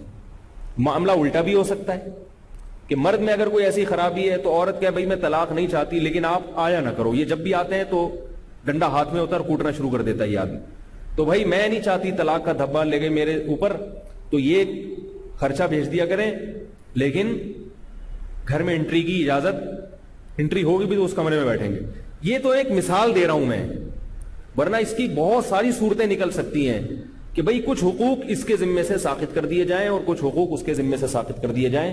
اللہ نے قرآن میں فرمایا والصلح خیر، طلاق سے بہتر ہے کہ درمیانی راستہ اختیار کر لو صلح کا. اس کی میں آپ کو ایک مثال دیتا ہوں، اس سے یہ بات اچھی طرح سمجھ میں آئے گی. ایک صاحب کا سعودی عرب سے فون آیا، اس کے ماں باپ نے کان سے پکڑ کے زبردستی اس کی کہیں شادی کرا دی. اب جس لڑکی سے شادی کرائی ہے وہ بقول اس کے انتہائی بدصورت، اس کا دل ہی نہیں چاہتا اس کے پاس جانے کا، اور یہ بندہ سائیکی ہونا شروع، نفسیاتی ہونا شروع. عجیب پاگل والی حرکت ہے. تو وہ عجیب سی اس کی صورتحال ہوتی جا رہی ہے، بالکل دیوانہ ہو گیا. میں بھی جب بات کر رہا ہوں تو مجھے انداز ہو گیا اس کی سیٹنگ آؤٹ ہے. اب طلاق میں کیا ہے کہ وہ لڑکی کا بیڑا غرق ہو جائے گا. تو پھر میں نے ان سے کہا کہ بھائی آپ ایک نکاح کر لو. لڑکی نے اجازت دی تھی کہ آپ شادی کر لیں. تو کہہ رہے یار میں شادی کر کے بھی کیا ہوگا. وہ معاملہ ان کا ایسا تھا، پھر لڑکی نفسیاتی بھی تھی، وہ چیخنا چلانا شروع کر دیتی تھی، وہ جو ہے نا وہ گھر کی چیزیں توڑنا، اس پہ جن آتا تھا پتہ نہیں چڑیل آتی تھی کیا آتا تھا بہرحال. تو پھر ایک کمپرومائز کا راستہ یہ بتایا کہ بھائی طلاق سے بہتر ہے، کیونکہ اب اس کو آپ چھوڑو گے تو یہ کون شادی کرے گا اس لڑکی سے. تو اس کو میں نے کہا کہ ایک گھر لے کے دے دو، الگ خرچہ لے کے دے دو، نکاح آپ کہیں اور کر لو، اور اس کو بولو کہ بھائی تمہیں ہر مہینے اتنا اماؤنٹ ملتا رہے گا، کبھی کبھار خبر گیری کے لیے میں آتا رہوں گا. اس سے عورت کو بیچاری کو گھر بھی مل جائے گا. سمجھ میں آ رہی ہے بات؟ شوہر کا نام بھی ہوگا اس کے ساتھ، اس کے اولاد کی کفالت بھی ہو جائے گی، اور طلاق کی نوبت بھی نہیں آئے گی، کیونکہ وہاں طلاق کی صورت میں عورت کا کیا ہو رہا تھا؟ بیڑا غرق ہو رہا. ایسے ہی بعض لڑکیاں معذور ہوتی ہیں، کوئی ان سے نکاح کرنے کے لیے تیار نہیں ہوتا. ایسے موقع پر بھی صلح کا راستہ اختیار کیا جا سکتا ہے کہ بھائی ٹھیک ہے یہ بیچاری معذور ہے, نابینا ہے یا کیا ہے, تو پھر اس میں کچھ ایسی درمیانی راستہ اختیار کیا, طلاق نہ دو, اس کے ساتھ اس طرح سے کمپرومائز کر لو. تو مرد کے ساتھ بھی ایسا ہو سکتا ہے, عورت کے ساتھ بھی. تو اللہ نے یہ اسٹیپ بیان کیا. نہیں آ رہی بات, یہ بھی اگر نہیں آ رہا سمجھ میں, سلوپی کوئی کنڈیشن عورت کہہ رہی ہے میں چیخوں گی بھی اسی طرح, اور تم میری باریاں بھی اسی طرح دو گے, ٹائم پہ بھی آؤ گے اور مار بھی کھاؤ گے مجھ سے, پٹو گے بھی. کیا کریں کہ کیسے موضوع چینج ہو گیا, لیکن جو ہو گیا نا یہ بڑا اچھا موضوع ہو گیا, اس کو سن لیں. بعض دفعہ یہ کنڈیشن ہوتی ہے عورت بد اخلاق ہے, مرد پٹتا ہے گھر جا کے, پٹتا ہے, وہ گھر جانا چھوڑتا ہے تو الگ پٹتا ہے, سالوں سے پٹتا ہے. پھر کہ بھائی ہم نے شادی کر دی اور تو یہاں گھوم رہا ہے, ایک ہفتے سے ہم تو یہاں دیکھ رہے ہیں, تو بیچارہ کہیں کا نہیں رہتا. ایسی صورت میں کیا ہے کہ بھائی گھر جاؤں گا ہی نہیں. بھائی اگر یہ معاف کرتی ہے باری کہ میں گھر نہیں جاؤں تو پھر تو ٹھیک ہے, ورنہ میں نہیں رکھتا. تو ایسی صورت میں عورت تیار ہی نہیں ہو رہی کہ نہیں بھائی گھر بھی آؤ اور مجھ سے لازمی پٹو بھی, ٹھیک ہے نا. یا مرد ایسا ہے کہ وہ گھر آئے گا اور کوٹے گا بھی لازمی, گھر میں آتے ہی گلاس بھی توڑے گا, عورت کی بات نہیں مان رہا. اور یہ سارے پروسیس کر کے دیکھ لیے پھر بھی بات سنورتی بھی نظر نہیں آ رہی. اللہ نے قرآن میں کیا کہا, علیحدگی اختیار کرو. اب ان کو زبردستی الفی کی طرح چپکا کے رکھنا یہ عقل مندی کی بات بولو نا یار نہیں ہے. اب ہندو کہے گا کہ نہیں نہیں, جوڑے چونکہ آسمانوں پہ بنتے ہیں, ہمیشہ یہ ہماری پرمپرا ہے کہ ہم قبر میں بھی ساتھ ہی جائیں گے, حشر میں بھی ساتھ ہی اٹھیں گے, اگلے جنم میں بھی ساتھ ہی رہیں گے. یہ ہندوؤں کی باتیں ہیں, کرسچینٹی کی باتیں ہیں, یہودی کی باتیں ہیں, اسلام کی باتیں نہیں ہیں. اسلام حقائق کو دیکھتا ہے, گراؤنڈ ریئلٹیز کو دیکھتا ہے. اللہ نے فرمایا کتنا پیارا کلام ہے, وہیں یتفرقا, نہیں بن رہی نا, اللہ فرماتے ہیں الگ کر دو ان کو, طلاق دے دو. لیکن وہ طلاق کا بھی ایک پروسیس ہے جو میں پہلے بتا چکا ہوں کہ کس طرح سے اکٹھی 3 طلاقیں دینا حرام. طلاق دے دو, اللہ فرماتے ہیں کچھ بھی نہیں ہوگا. لوگ کہیں گے ابے یہ کون, تمہارے تو خاندانی لوگ نہیں ہیں, تمہارے یہاں طلاق دے دی بہو کو تمہارے بیٹے نے. عورت کو لوگ کہیں گے تم پہ طلاق کا دھبا لگ گیا, کیسی عورت ہے, اپنا گھر تو بسا نہیں سکی, دوسروں کو مشورے دیتی ہے. یہ ساری باتیں ہوتی ہیں طلاق کے بعد. تو بندہ ہی صحیح نہیں ہے, ایک بیوی کو رکھ نہیں سکا, یہ باتیں 4 شادیوں کی کرتا ہے. ٹھیک ہے نا, یہ سب تانے ملتے ہیں. عمران خان کو تانا دیا نا, ابے یہ تو ایک عورت کو نہیں رکھ سکا, یہ ملک کا حکمران کیا بنے گا. یہ جہالت والی باتیں ہیں. یہ کہاں سے کس بات کو کدھر لے جا کے جوڑ رہے ہیں. بھائی نہیں, وہ اپنی بیوی سے نہیں بنی, اس کی تو اس نے اللہ دی. وہ لڑتا رہتا تو نہ وہ پی ٹی آئی کا صدر بن سکتا تھا, ملک کا وزیر اعظم بننے کی تو باتیں الگ. وہ گھر میں ہی عجیب سا گولیاں کھانا شروع کر دیتے ہیں لوگ, مرد بھی پاگل ہو جاتا ہے, عورت تو جلدی پاگل ہوتی ہے. اس لیے مجھے عمران خان کا یہ اقدام بڑا اچھا لگا. اس نے لوگوں کی بدنامی کی پرواہ, اقدام مجھے یہ نہیں کہ طلاق دینا اچھا کام ہے, اس نے دیکھا کہ جو میرے لیے سوٹیبل ہے میں وہ کروں گا, لوگ کیا کہتے ہیں اس کو نہیں دیکھوں گا. کیونکہ یہی لوگ بعد میں آپ کچھ بھی کریں گے نا, پھر بھی بعد میں آپ کو تانا دیں گے. میرے پاس ایسے کیسز آتے ہیں, میں آپ کو ایک چھوٹا سا واقعہ بتاتا ہوں جس سے پتا چلے گا میں کہنا کیا چاہتا ہوں.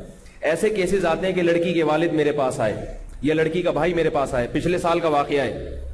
وہ کہنے لگے کہ ہماری بہن کی رخصتی ہوئی, داماد بڑا ظالم تھا اور یوں کرتا تھا اور ایسے ٹارچر کرتا تھا, بہن روتی بھی آتی تھی. ہم کہتے تھے بیٹا ہمارے خاندان میں طلاق نہیں ہے, ہم لڑکیوں کو طلاق کے بعد نہیں بٹھاتے, پھپھی کیا کہے گی, تمہاری چاچی کیا کہے گی. اور وہ تو پہلے ہی کہہ رہی تھی کہ یہاں شادی نہ کرو, اب ہم تو کر لی ہے تو دیکھا. یہی ہوتا ہے نا معاشرے میں, وہ تو پہلے ہی کہہ رہے تھے یہاں نہ کرو, اب وہ تو ان کو تو موقع مل جائے گا, ایک بہانہ مل جائے گا. کہہ رہے ہم نے بالآخر پھر بہن کو بھیج دیا, پھر وہ لڑکے آئی پھر بھیج دیا. اور اتنا سخت ظلم کر رہا تھا وہ داماد کہ میں یہ باتیں سن رہا تھا تو میرا میٹر گھومنا شروع ہو گیا. مجھے غصہ آ رہا تھا کہ کیسے صفاق والدین ہیں اور کیسے صفاق بھائی ہیں کہ یہ دیکھ رہے ہیں کہ سسرال میں بہن پر اتنا سخت ظلم ہو رہا ہے اور پھر بھی اسے کیا مشورہ دے رہے ہیں, وہیں جا کے بس. مقصد کیا ہوتا ہے, اپنے آپ کو بدنامی سے بچانا کہ لوگ کیا کہیں گے, تمہاری بیٹی طلاق کے بعد گھر آ کے بیٹھ گئی, لوگ کیا کہیں گے, تم تو خاندانی لوگ نہیں ہو. لعنت بھیجو بھائی لوگوں کے اوپر. اللہ اس کے رسول کیا کہہ رہے ہیں, یہ دیکھو اللہ اس کے رسول کیا کہہ رہے ہیں. فقہ کی کتابوں میں فقہاء نے مسئلہ بیان کیا ہے کہ اگر ہر طرح سے جوڑ ناکام ہو گیا تو اللہ فرماتے, فقہاء لکھتے ہیں طلاق دینا پھر واجب ہے. بعض موقع پر عورت کے لیے خلا لینا واجب ہے, الگ کرو. خودکشی کرنے سے پہلے, تیزاب پینے سے پہلے اور نفسیاتی دورے پڑنے سے پہلے کیا ہے, ان کے درمیان علیحدگی پیدا کرو. اب وہ کہہ رہے ہیں کہ ہم واپس بھیج دیتے تھے, پھر واپس بھیجتے بدنامی کے ڈر سے. نتیجہ کیا نکلا کہ وہ لڑکی کیا ہو گئی, اس پہ جن آنا، حالانکہ جن نہیں آ رہے فسائی کی ہو. وہ اتنی پاگل ہو گئی کہ طلاق تو پھر بھی اس کو ہوئی بعد میں، کیونکہ سسرال نے کہا یہ تو ایسے ہی ہے، بد اخلاق ہے، چھوڑ دی. اور اب وہ کہیں بھی نکاح کے قابل نہیں ہے. اب ان کو لڑکی کے ماں باپ کو اس کی شادی کی فکر نہیں ہے، اس کے علاج کی فکر ہے. اس پہ دورے پڑتے ہیں، اس پہ کمزور ہو گئی، ہڈیوں کا ڈھانچہ بن گئی ہے. میرا دل چاہ رہا تھا کہ میں ان کے لگاؤں چترول، ان کے لگاؤں چترول. تو اللہ کے بندو ایسا نہیں ہوتا. اسی طرح بعض دفعہ آدمی بھی ہو جاتا ہے پاگل، وہی اپنے بھرم رکھنے کے لیے کہ بھائی خاندان میں لوگ کیا کہیں گے کہ بیوی کو طلاق دی ہے تو گندا آدمی ہے، تو وہ بد اخلاق بیوی کو برداشت کرتے کرتے تھوڑے دنوں میں عجیب سا ہو جاتا ہے. رات کو چیخ مار کے اڑ جاتا ہے، ایک دم عجیب سا ہو جاتا ہے.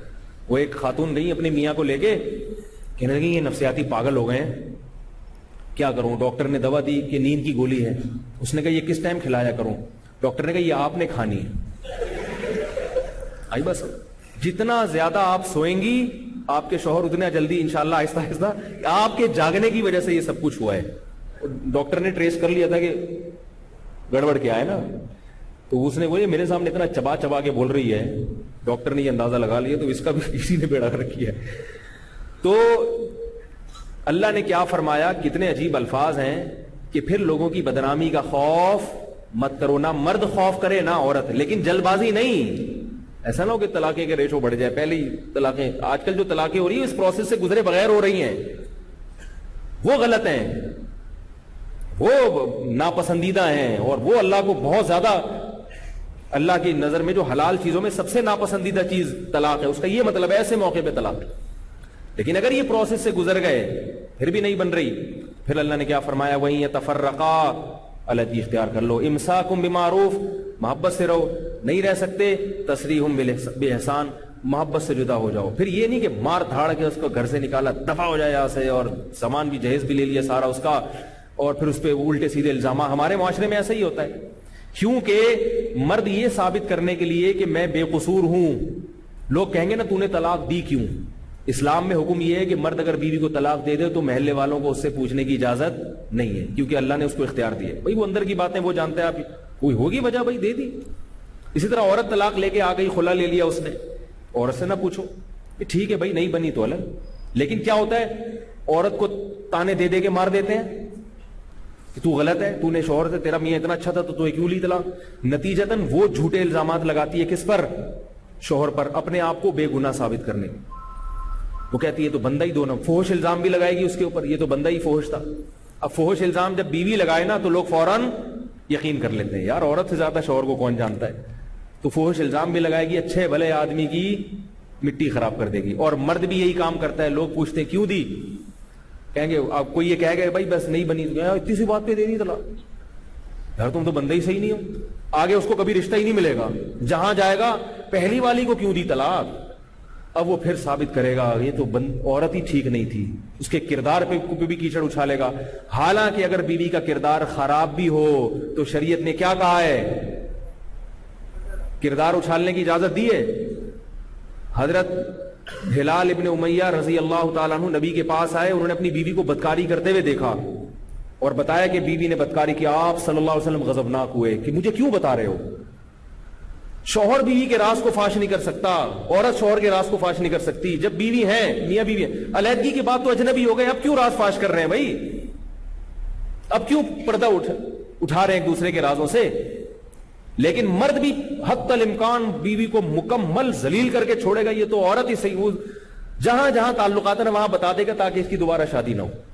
اور جہاں عورت کو موقع ملے گا وہ اپنے شوہر کو بدنام کرے گی اور جھوٹے جھوٹے الزامات لگائے گی، حالانکہ سچا الزام لگانے کی بھی اجازت نہیں ہے. قرآن نے کہا کیا کہنا ہے بھائی ہم نے ایسے موقع پہ، بھائی محبت سے نہیں بنی، مزاج نہیں ملتے تھے آپس میں، اس لیے کیا کر لیے، علیحدگی کر لی. ہوتا ہے بعض دفعہ دونوں صحیح ہوتے ہیں، مزاج نہیں ملتے.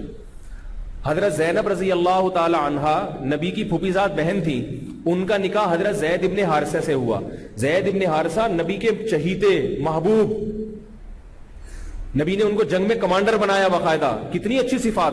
اور یہ نبی کی پھوپھیزاد بہن حضرت زینب بعد میں یہ نبی کی زوجہ بھی بنی، ان میں کوئی خرابی ہوتی تو نبی کی زوجہ بنتی. لیکن حضرت زینب کا نکاح حضرت زید ابن حارثہ سے ہوا اور یہ نکاح کامیاب، بولو نا یار، نہیں ہوا. دونوں میں کوئی خرابی نہیں تھی، پھر بھی کیا ہو گئی، طلاق، کیونکہ مزاج نہیں ملتے تھے. کیوں نہیں ملتے تھے؟ وہ قریشی تھیں اور زید ابن حارثہ اجمی تھے، تو وہ جو آپس میں کلچر کا جو فرق آتا ہے اور ان کے ذہن میں ایک احساس برتری حضرت زینب کے کہ میں قریش کی ہوں، میں نبی کے خاندان کی ہوں، اور یہ تو پہلے غلام تھے پھر آزاد ہوئے ہیں، تو وہ کیا ہے طبیعتیں آپس میں میچ نہیں کر رہی. نبی نے حضرت زید ابن حارثہ کو کہا بھی کہ طلاق نہیں دینا، پھر بھی زید ابن حارثہ نے طلاق دے دی. ٹھیک ہے نا؟ اب یہ نہیں کہ نبی ساری زندگی زید ابن حارثہ سے نہ، میں نے تو بولا بھی تھا نہیں تو پھر بھی دے دی طلاق. ٹوٹ گئے ہوں، پھر بھی ان کو جنگ کا کمانڈر بنا کے بھیجا اور ان کو اتنا اکرام دیا کہ بھائی نہیں بن رہی. اور قرآن میں تنبیہ بھی کی حضرت زید ابن حارثہ کو کہ اللہ اس کے رسول کی اطاعت واجب ہے. پھر اس کے باوجود اتنا بڑا ظرف، تو پتہ یہ، اور صحابہ کرام میں بھی ہوئے، صحابہ بھی صحیح ہوتے تھے، صحابیات بھی صحیح ہوتی تھی. بھائی نہیں مل رہا، مزاج ہی نہیں مل رہا، آپس میں میچ ہی نہیں ہو رہا، مزاج نہیں ملتا تو ٹھیک ہے، نہیں بن ہو پا رہی تو علیحدگی اختیار کر لیں. ایک بزرگ کے کیا تھا کہ وہ اپنی بیوی سے بڑے پریشان تھے. یہ میں آپ کو بتا رہا ہوں، یہ ساری چیزیں ہمارے معاشرے میں ضرورت ہے ان کی. یہ جا کے آگے تبلیغ کیا کریں، لوگوں میں، خاندان میں، معاشرے میں بتایا کریں یہ چیزیں. تو وہ ایک بزرگ تھے، ان کی بیوی بہت بد اخلاق تھی، بڑی خرابیاں تھی اس میں، لیکن وہ اپنی بیوی کی برائی کبھی لوگوں کے سامنے نہیں کرتے. لوگ کہتے کیسی ہے بھائی؟ بہت اچھی ہے. کہتے پھر ہنگامے کوئی آوازیں تو گھر سے بہت آ رہی ہوتی ہیں. ٹھیک ہے نا؟ بھائی بہت اچھی کیسے؟ کہتے ہیں اچھی. اتنی معاملہ خراب ہوا کہ ان بزرگ نے اپنی اس بیوی کو طلاق دے دی کہ بھائی برداشت سے باہر ہو. لوگ آ گئے، لوگ تو نہیں چھوڑتے نا کہ حضرت اچھی تھی تو طلاق کیوں دے دی؟ کوئی خرابی تو ہوگی اس میں، ظاہر ہے کوئی خرابی ہوگی تو دی نا طلاق. انہوں نے جواب میں کہا بھائی دیکھو، پہلے وہ میری بیوی تھی، اگر میں اس کی برائی کرتا تو یہ کس کی عزت اچھال رہا ہوں؟ حقیقت میں اپنی. اور اب جب میں نے طلاق دے دی تو وہ میرے لیے اجنبی عورت ہے، تو مجھے کیا کون کیسا تھا؟ دنیا میں اور بہت سارے لوگ ہیں، دنیا میں کوئی اچھا ہے کوئی برا ہے، تو ہمیں کسی سے کیا غرض کہ کون اچھا اور کون برا. یہ واقعہ یاد رہے گا؟ نہیں یاد رہے گا میرا خیال. تو یہ ہے اسلام کے وہ احکام، خوبصورت احکام جو اللہ نے ہمیں قرآن میں اور اپنے نبی کی زبان سے وہ احکام ہم تک پہنچائے ہیں، اور پھر ہم علماء کے ذریعے اور تفاسیر کے ذریعے وہ احکام ہم تک پہنچتے ہیں. تو ان احکام کو ہمیں فالو کرنا چاہیے. بات کہاں سے چلی تھی؟ جلدی سے سمیٹ کے ختم کرتا ہوں، موضوع مکمل چینج ہو گیا. میں نے بات شروع کہاں سے کی تھی؟ ہاں، میں یہ کہہ رہا تھا اللہ نے مرد کو بڑا بنایا ہے تو خواتین کو اشکال. یہ کس پر آئی تھی بات؟ یہ آدم علیہ السلام پہ بات شروع ہوئی تھی کہ آدم علیہ السلام کی پسلی سے اللہ نے عورت کو کیوں پیدا. اس کے بارے میں علمی نکات بیان کر رہا تھا. اس میں حکمت یہ، اس میں حکمت یہ. اس میں ایک حکمت، آخری حکمت وہ یہ ہے کہ آدم علیہ السلام ہی کے جسم سے بنایا نا اس کو، تو انسان اپنے آپ سے مانوس ہوتا ہے. دیکھو مثال تو بڑی بیہودہ ہے مگر سمجھ میں فوراً آئے گی. جب بھی کوئی شخص بیت الخلاء میں بیٹھتا ہے اپنی بدبو سے گھن آتی ہے اس کو؟ بولو بھائی. حالانکہ کیسے ہی گندی بدبو ہو مگر گھن نہیں آئے گی. اور اس سے زیادہ صاف ستھرا آدمی تھوڑی دیر پہلے واش روم سے نکلا ہو، کیسا ناک پکڑ کے جائے گا اندر اور گالیاں بھی دیتا جائے.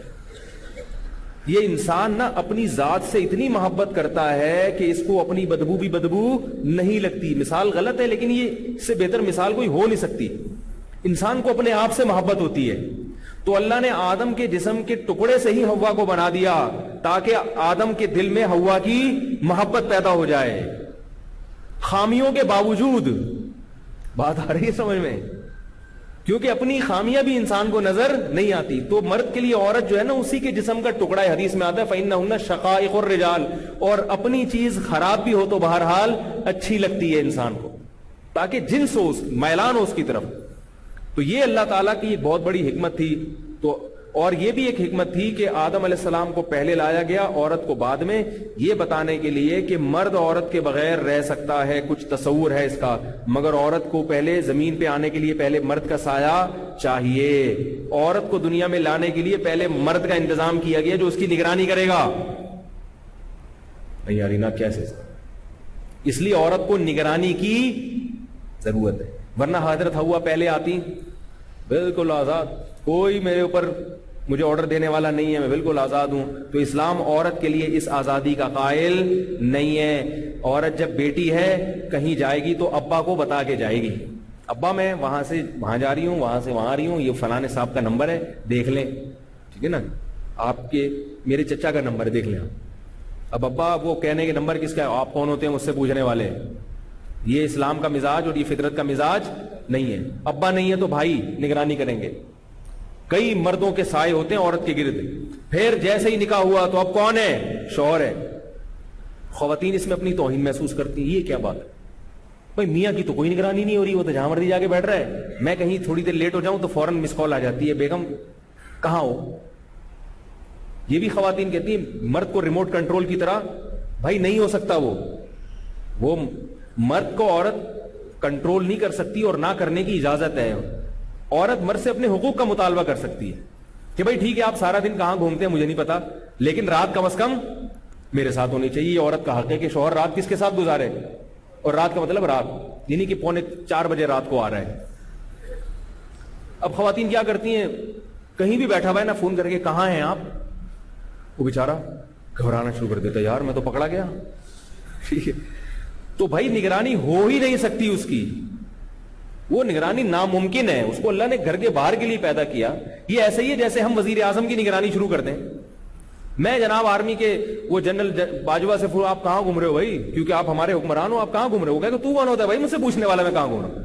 لیکن ہم اگر کہیں ادھر ادھر جائیں گے, ہم ملک سے باہر جائیں گے, پہلے ہمارا پاسپورٹ دیکھا جائے گا کہ بھائی پرمیشن لیے گورنمنٹ سے, کیا خیال ہے, گورنمنٹ پوچھے گی ہم سے, ہم گورنمنٹ سے نہیں پوچھیں گے. یہ اصول ہے دنیا کا. باس پوچھے گا ماتحتوں سے, ماتحت باس سے نہیں پوچھے گا, باس سے پھر باس کا باس پوچھے گا. تو مرد اگر گھر کے باہر کو الٹی سیدھی ایکٹیویٹیز میں مبتلا ہے تو اس سے اس کا باس جو خدا ہے یا اس شوہر کے جو ابا ہیں وہ پوچھیں گے. بیوی اس سے یہ پوچھے گی کہ میرے حقوق ادا ہو رہے ہیں کہ نہیں ہو رہے. اتنا زیادہ کنٹرول نہ کریں بیچارے کو, وہ کنٹرول میں آئے گا نہیں, پھر لڑائی جھگڑے شروع ہو جائیں گے اور طلاقیں ہوں گی. ہاں شوہر عورت کو کنٹرول کرے گا, یقیناً کرے گا, لیکن کیونکہ وہ سارے حقوق اللہ نے اس کے ذمہ ڈالے اس لیے ہیں کہ پھر یہ تمہاری اجازت کے بغیر گھر سے نکلے گی نہیں, اور تمہاری عزت کے بغیر کسی کو گھر میں گھسنے دے گی نہیں. جاب بھی کرے گی تو تم سے پوچھ کے کرے گی. سمجھ رہے ہو, دیکھو یا تو گورے بن جاؤ, ان کے یہاں سب آزاد ہے, نہیں بنتے نا تو پھر اسلام کو فالو کرو. اسلام میں یہی ہے, خاندانی لوگ اسی تمیز سے اسی طرح سے چلتے ہیں, بالکل آزادی نہیں ہوتی. تو میں یہ بتا رہا تھا کہ عورتیں اس میں اپنی توہین محسوس نہ کریں کہ یار ہم پر اتنے پہرے لگا دیے, مرد کا پہرا, بھائی کا پہرا, پھر ابا کو بھی بتائیں, بھائی بھی دیکھ رہا ہے کالج میں جا رہی ہے, آ رہی ہے, کہاں جا رہی ہے, کس کے ساتھ آ رہی ہے, خود چھوڑنے جا رہا ہے بھائی, خود لینے جا رہا ہے, اور جناب پھر یہ شوہر, پھر وہ نگرانی. تو دیکھو پھول کے گرد کانٹے ہوتے کہ نہیں ہوتے, کیا خیال ہے بھائی؟ تو یہ پھول کی توہین کے لیے ہوتے ہیں, یہ پھول کی حفاظت کے لیے ہوتے ہیں. پھول ہے, ہر آدمی آ کے اس کو توڑے گا, تو اللہ نے پہلے کیا کہ پہلے ان کانٹوں کو, گلاب کا پھول کتنا خوبصورت ہوتا ہے, اس کے کانٹے بھی ویسے ہی خطرناک ہوتے ہیں. تو عورت کی مثال اللہ نے پھول کی بنائی ہے. مرد گھر میں سے باہر نکلے گا, کوئی اس کا پیچھا نہیں کرے گا. کبھی دیکھا آپ کے پیچھے کوئی آ رہا ہو, یا تو کوئی چور ڈاکو آ رہا ہو تو ایک الگ بات ہے, وہ بھی آپ کے پیچھے نہیں آ رہا ہوتا, آپ کے بٹوے کے پیچھے آ رہا ہوتا ہے. اس کو پتا ہے کہ اس کے جیب میں پیسے نہیں ہیں تو کبھی بھی نہیں آئے گا وہ. لیکن عورت کے پرس میں 1 روپیہ بھی نہ ہو, پھر بھی وہ جہاں نکل رہی ہوتی ہے 4-6 آدمی اس کے پیچھے پیچھے خود بخود ہو جاتے ہیں کہ یار ہم آنٹی کو چھوڑ کے آ جائیں. ایک خاتون نے مجھے خود بتایا, انہوں نے کہا میں گھر سے باہر جاتی ہوں تو وہ کہہ رہی ہے کہ میں جو ہے نا 4-5 آدمی مجھے لفٹ دینے کے لیے کہ محترمہ ہم آپ کو پہنچا دیں, محترمہ ہم آپ کو پہنچا دیں. میں نے کہا کہ بھائی آپ برقع پہن کے نکلیں. یہ عورت کے اور خواتین کے حالات ہیں. جو بھی آئے, کوئی کسی خاتون کی کوئی ہیلپ کی ضرورت ہو 10 آدمی آ جاتے ہیں مدد کرنے کے لیے, میں پہنچا دوں میں پہنچا دوں. تو پھول ہے, اس کے گرد بھائیوں کے کانٹے اور باپ کا کانٹا ہوگا. کہیں بھی کوئی پیچھا کرنے والا ہے نا تو پیچھے سے بھائی دیکھ رہا ہو, بھائی یہ میری بہن کے پیچھے پیچھے بندہ کون جا رہا ہے یار, یہ کانٹا جا کے اسے چبھے گا. بولے کہ کیا ہے بھائی خیریت, تو وہ کہے گا, وہ فوراً بیان چینج کر دے گا. وہ فوراً کیا کرے گا, اگر اس کو پتا ہوگا کہ اس کا نہ کوئی بھائی ہے نہ کوئی باپ, پھر مسئلہ خراب ہوگا. سمجھ رہے ہو کہ نہیں سمجھ رہے؟ تو اس لیے اللہ کا ایک نظام ہے. کیا بات چلی تھی یار, اب تو قسطوں میں ٹوٹ ٹوٹ کے بات ہو رہی ہے.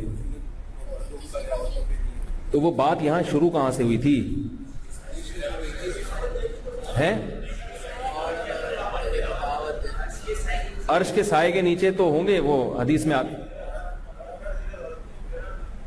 ہاں میں, اور اب یاد آیا الحمدللہ, اللہ کا شکر ہے.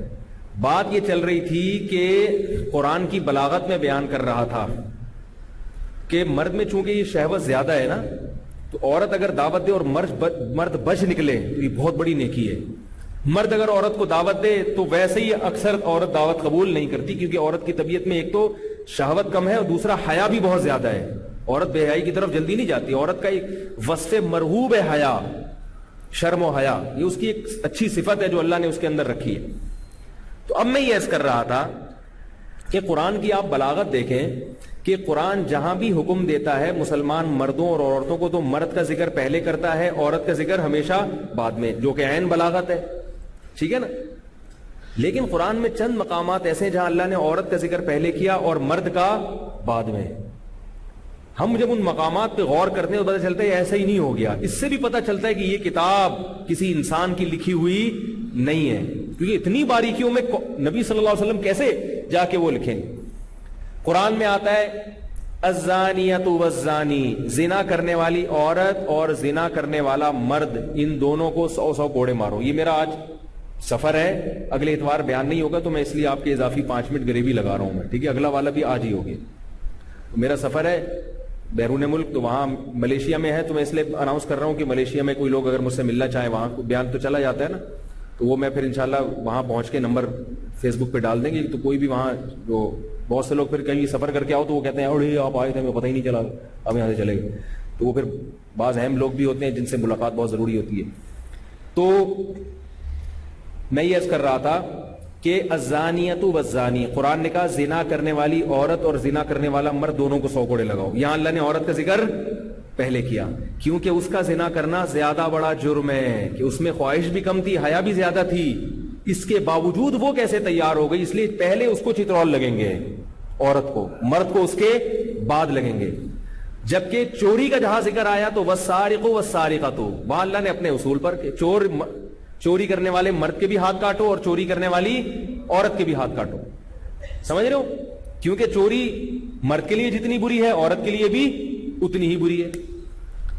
دوسرا مقام جہاں قرآن مجید میں عورت کا پہلے ذکر مرد کا بعد میں، وہ کیا آتا ہے؟ قرآن میں آتا ہے کہ ہن لباس لکم وانتم لباس لہن، کہ تمہاری بیویاں عورتیں تمہارا لباس ہیں اور تم ان کا لباس ہو. یہاں بھی اللہ نے عورت کو بولتے کیوں نہیں پہلے ذکر کیا؟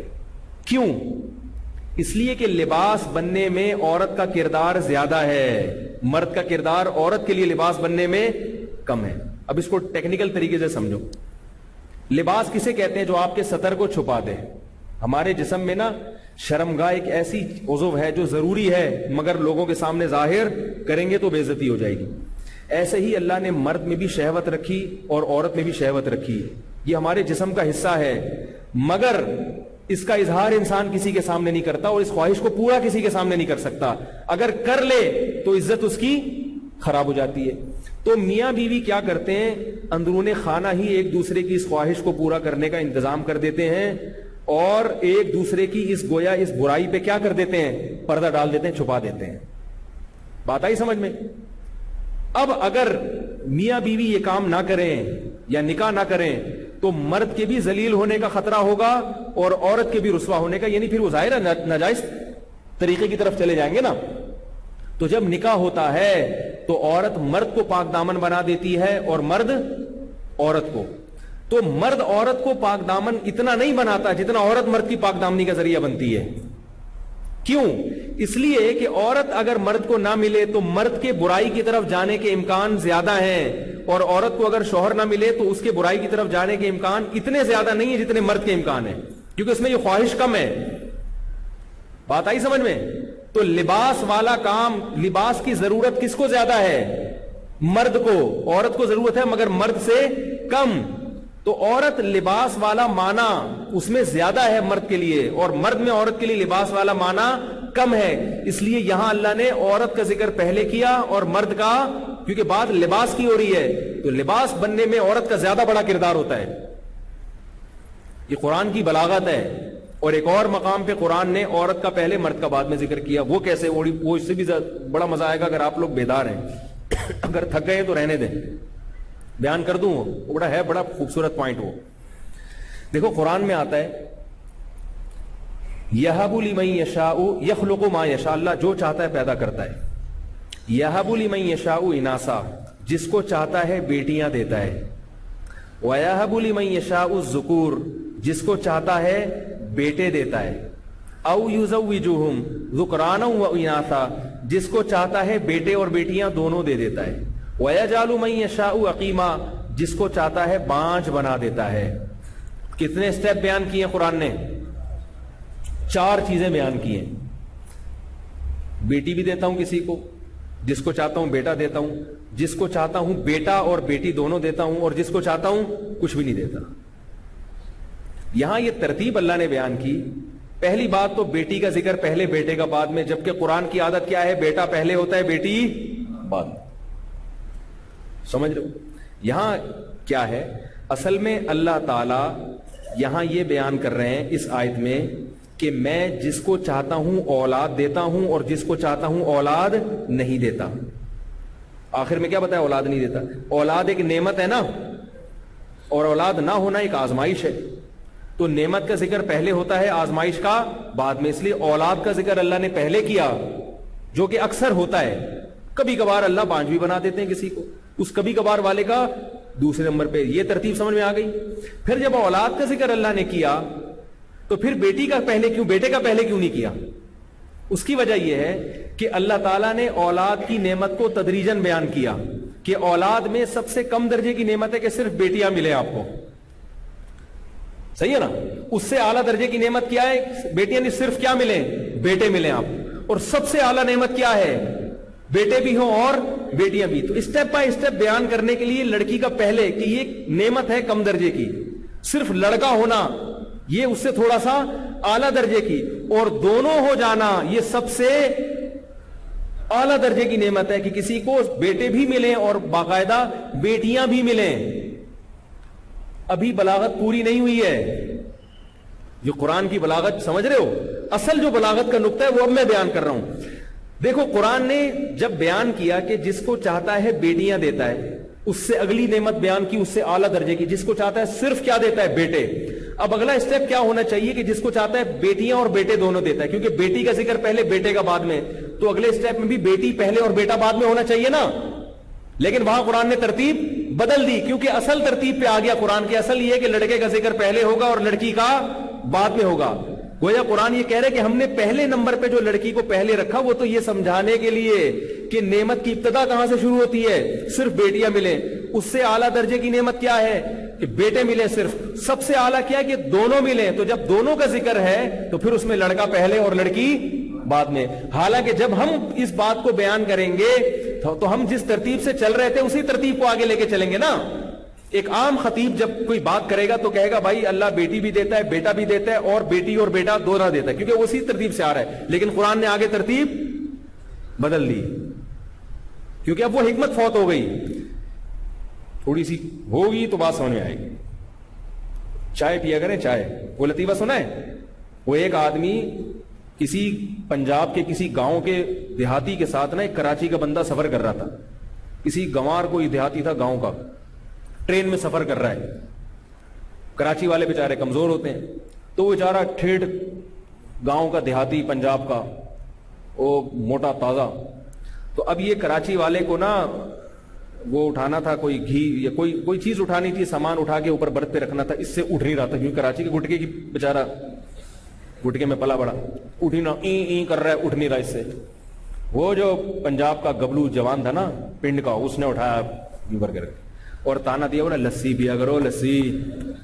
کیا کیا کرو؟ ایسے لسی پیا کرو لسی. جی بیچارہ گٹکوں کا پلا ہوا کہاں سے لسی. تھوڑی دیر میں اس کو بریف کیس رکھنا تھا اوپر کراچی والے کو, یہ بھی نہیں اٹھ رہا, اس سے زیادہ وزنی ہو گیا. اس نے اٹھایا اور برتھ پہ رکھا اور تانا دیا لسی پیا کرو لسی. کراچی والے کو شرارت سوچی نا, بولا یار بہت ہو گئی ہے. ایسے کئی چیزیں رکھی اور رکھی نہیں گئی, تو اس نے رکھی, تانا دیا اب اس کو شراب یہ تم نے دماغ استعمال کر.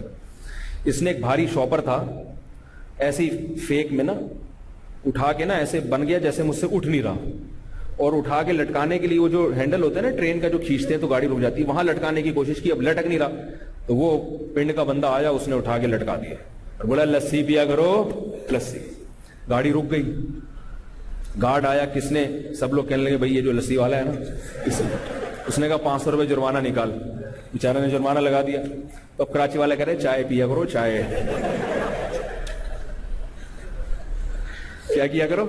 چائے پیا کرو. ہر چیز لسی سے حل نہیں ہوتی, تھوڑا گٹکے مٹکے میں بھی کچھ ہے نا, فریش ہو جاتا ہے دماغ تھوڑا سا. تو اس لیے میں آپ سے کہہ رہا ہوں کہ یہ جو علمی نقطے کی باتیں ہیں اس کے لیے تھوڑا سا چائے تو نہ پیا کریں. چائے سے ذہن تیز نہیں ہوتا, خراب ہوتا ہے. یہ تو میں ایک لطیفہ تھا اس لیے بتا دیا. چائے سے دماغ خراب ہوتا ہے, یہ ذہن میں رکھو. لسی سے بھی کوئی تیز نہیں ہوتا, لسی سے جسم تو اچھا ہوتا ہے لیکن دماغ, کیونکہ ہم بھینس کی لسیاں پی رہے ہیں, بھینس کا دودھ دماغ کو موٹا کرتا ہے. دماغ کو صحیح کرنا ہے نا تو گائے کا دودھ پیا کرو, گائے کا. صحیح ہے, بکری کا دودھ پیو, گائے کا دودھ پیو. یہ اس سے گائے کا دودھ بہت اچھا ہے صحت کے لیے. گوشت اچھا نہیں ہے, دودھ اچھا ہے. رپورٹ پھر کسی اور وقت تفصیل سے پیش کریں گے. تو نبی صلی اللہ علیہ وسلم نے, یہ میں قرآن کی بلاغت بیان کر رہا تھا, تو اسی لیے آپ صلی اللہ علیہ وسلم نے کیا فرمایا کہ عورت خوبصورت بھی ہو, مالدار بھی ہو, مرد کو زنا کی دعوت دے اور وہ کہے کہ مجھے اللہ کا خوف ہے, تو یہ مرد کی چونکہ قربانی بہت بڑی ہے, تو یہاں سے بات شروع ہوئی تھی. قربانی بہت بڑی قربانی کیوں ہے؟ مرد میں اللہ نے یہ خواہش زیادہ رکھی ہے, تو یہ قربانی زیادہ ہے, اس لیے اللہ تعالیٰ اس کو قیامت کے دن اتنا زیادہ نوازیں گے. تو اس حدیث سے یہ علمی نقطے کی بات ہمیں پتہ چلی, اور اس پر بہت ساری چیزیں آگے مرتب ہوتی ہیں جن کا میں نے کچھ سرسری سا تذکرہ کر دیا. باقی پھر انشاءاللہ اگلے سے اگلے اتوار کو بیان ہوگا, اس میں پھر ہم انشاءاللہ اس حدیث کے جو کوشش کروں گا اس کو مکمل کر لوں. اللہ تعالیٰ سمجھنے کی, عمل کرنے کی توفیق عطا فرمائے. بھائی یہ جو جس نے یہ سوال پوچھا ہے نا کہ گناہ کا ڈر ہے اگر نکاح نہیں کیا, تو جب نکاح نہ کرنے کی صورت میں گناہ کا خطرہ ہو تو نکاح کرنا واجب ہے. گھر والے اجازت نہ بھی دے رہے ہوں تو بھی نکاح کر سکتے ہیں ایسی صورت. غسل کرتے وقت کسی اہل حدیث نے مسئلہ بیان کیا ہے کہ اگر شرمگاہ پہ ہاتھ لگ جائے غسل کرتے وضو ٹوٹ جاتا ہے. بعض روایات میں آتا ہے کہ شرمگاہ پہ ہاتھ لگ جائے تو اس سے وضو ہے, لیکن یاد رکھو اس وضو سے مراد اصطلاحی وضو نہیں ہے بلکہ ہاتھ دھونا مراد ہے. حدیث میں وضو کا لفظ ہاتھ دھونے کے معنی میں بھی استعمال ہوا ہے, کیونکہ عبداللہ ابن مسعود رضی اللہ تعالیٰ عنہ اس سختی سے منع کرتے تھے. جو لوگ اس بات کے قائل تھے کہ شرمگاہ کے ہاتھ لگنے سے وضو ٹوٹ جاتا ہے, تو عبداللہ بن مسعود نے فرمایا کہ اگر یہ اتنی ناپاک چیز ہے تو کاٹ کے پھینک دو اپنے جسم سے. یہ ان کے الفاظ ہیں. تو وضو کا وہاں کیا مطلب ہے؟ ہاتھ دھونا. دھونے چاہیے کیونکہ اس بات کا امکان ہوتا ہے کیونکہ ناپاکی لگی ہوئی ہو. تو اور کیونکہ حدیث میں یہ بھی آتا ہے اونٹ کا گوشت کھانے کے بعد بھی وضو کا حکم ہے, تو وہاں بھی ہم کیا کہتے ہیں؟ مسئلہ اختلافی ہے. بعض ائمہ اس کے قائل ہیں, امام شافعی اس کے قائل ہیں کہ شرمگاہ کو ہاتھ لگنے سے وضو ٹوٹتا ہے. اس میں کسی اہل حدیث پہ طنز کرنا جائز نہیں ہے. تو مسئلہ چونکہ اختلافی ہے, جب اختلافی مسئلہ ہوتا ہے تو اگر کوئی ایک قول پر عمل کر رہا ہے تو ٹھیک ہے. تو میں یہ بتا رہا ہوں کہ ہم اس روایت کو کیوں نہیں لیتے. اس کی وجہ یہ ہے کہ یہاں وضو سے مراد ہے اصطلاحی نہیں بلکہ, اور اس کے بہت سارے قرائن ہیں, لیکن ابھی چونکہ وقت بہت زیادہ ہو گیا تو اس لیے میں اس کی زیادہ ڈیٹیل میں نہیں جاؤں گا. کیا خواتین گھر میں بغیر دوپٹہ اوڑھے کام کاج کر سکتی ہیں گھر میں کوئی مرد نہ ہو؟ جی اگر مرد نہ ہو تو بغیر دوپٹے کے بھی کام کاج کر سکتی ہیں. کیا یہ حدیث ہے کہ حضرت عائشہ گھر پہ تھی, سر پہ دوپٹہ نہیں تھا تو جبریل داخل نہیں؟ میرے علم میں ایسی کوئی روایت نہیں. یا ربی موسیٰ یا ربی کلیم بسم اللہ الرحمن الرحیم پڑھنا کیسا ہے, کہاں سے نکالا یہ؟ کپڑوں پر اگر تتلی بنی ہوئی تو ان کپڑوں کو پہننا. اگر تتلی کی شکل بالکل واضح ہے, بالکل آنکھ ناک کان بالکل واضح ہو رہی ہے, نیچے زمین پہ رکھے تو اوپر سے نظر بھی آ رہی ہو, پھر اس میں نماز مکروہ تحریمی ہے, اور اتنی چھوٹی ہے تو پھر جائز ہے. جس یتیم لے پالک بچے کا نسب معلوم نہ ہو, قرآن نے کہا ہے کہ جس بچے کا باپ معلوم نہ ہو تو وہ تمہارا دینی بھائی ہے, تو سرپرست میں اب نام ڈالا جا سکتا ہے. والد ولدیت چینج نہیں ہو سکتی. لے پالک لیا, اس کا پتہ ہی نہیں ابا کون ہے, تو جس نے جو پال رہا ہے نا, جو مرد, وہ سرپرست میں ڈال دیا کہ بھئی میں اس کی سرپرستی کر رہا ہوں. باپ تبدیل کرنا, ولدیت کا خانہ چینج کر دینا, اس میں غیر باپ کو, یہ بہت بڑا جرم ہے, یاد رکھو, کبیرہ گناہ ہے یہ. اسلام اس معاملے میں بہت حساس ہے کہ جس کا بیٹا ہے منسوب اسی کی طرف ہونا چاہیے, کچھ بھی ہو جائے. اسی لیے اللہ نے عدت کے حکام دیے عورت کو کہ ذرا سا بھی نسب میں گڑبڑ نہ پیدا ہو. تو اس لیے یہ معاملہ بہت حساس ہے. لوگ آج کل ذرا سی بات پہ ولدیت چینج کر دیتے ہیں کہ بھئی ڈاکومنٹس میں ایکچولی بڑی مشکل ہو رہی ہے, یہ ہو رہا ہے وہ ہو رہا ہے, تو اٹھا کے کسی کا بھی نام ڈال دیا. تو جو اوریجنل باپ ہے وہ کبھی بھی تبدیل, اس کا نام چینج آپ نہیں کر سکتے. اگر نام معلوم نہیں ہے تو پھر اپنا نام نہیں ڈال سکتے. اپنا نام پھر سرپرست کے خانے میں ڈالیں کہ بھئی میں سرپرست ہوں, والد اس کی مجھے معلوم نہیں, اور وراثت میں اس کا حصہ نہیں ہوگا لے پالک کا. لیکن آپ نے اگر اس کو پالا ہے زندگی میں ہی، اس کو آپ کچھ دینا چاہیں تو دے سکتے ہیں. کافی ہو گیا میرا خیال ہے آج مسائل اب فیس بک والوں سے نہیں لے سکتے ہم، کافی ٹائم زیادہ ہو گیا ہے. تو جمعے کا بیان بھی نہیں ہوگا، اتوار کا بیان بھی نہیں، اگلے جمعے کا بھی ہوگا انشاءاللہ اور اگلے اتوار کا بھی ہوگا. سبحانک اللہم و بحمدک، نشہد ان لا الہ الا انت، نستغفرک و نتوب الیک.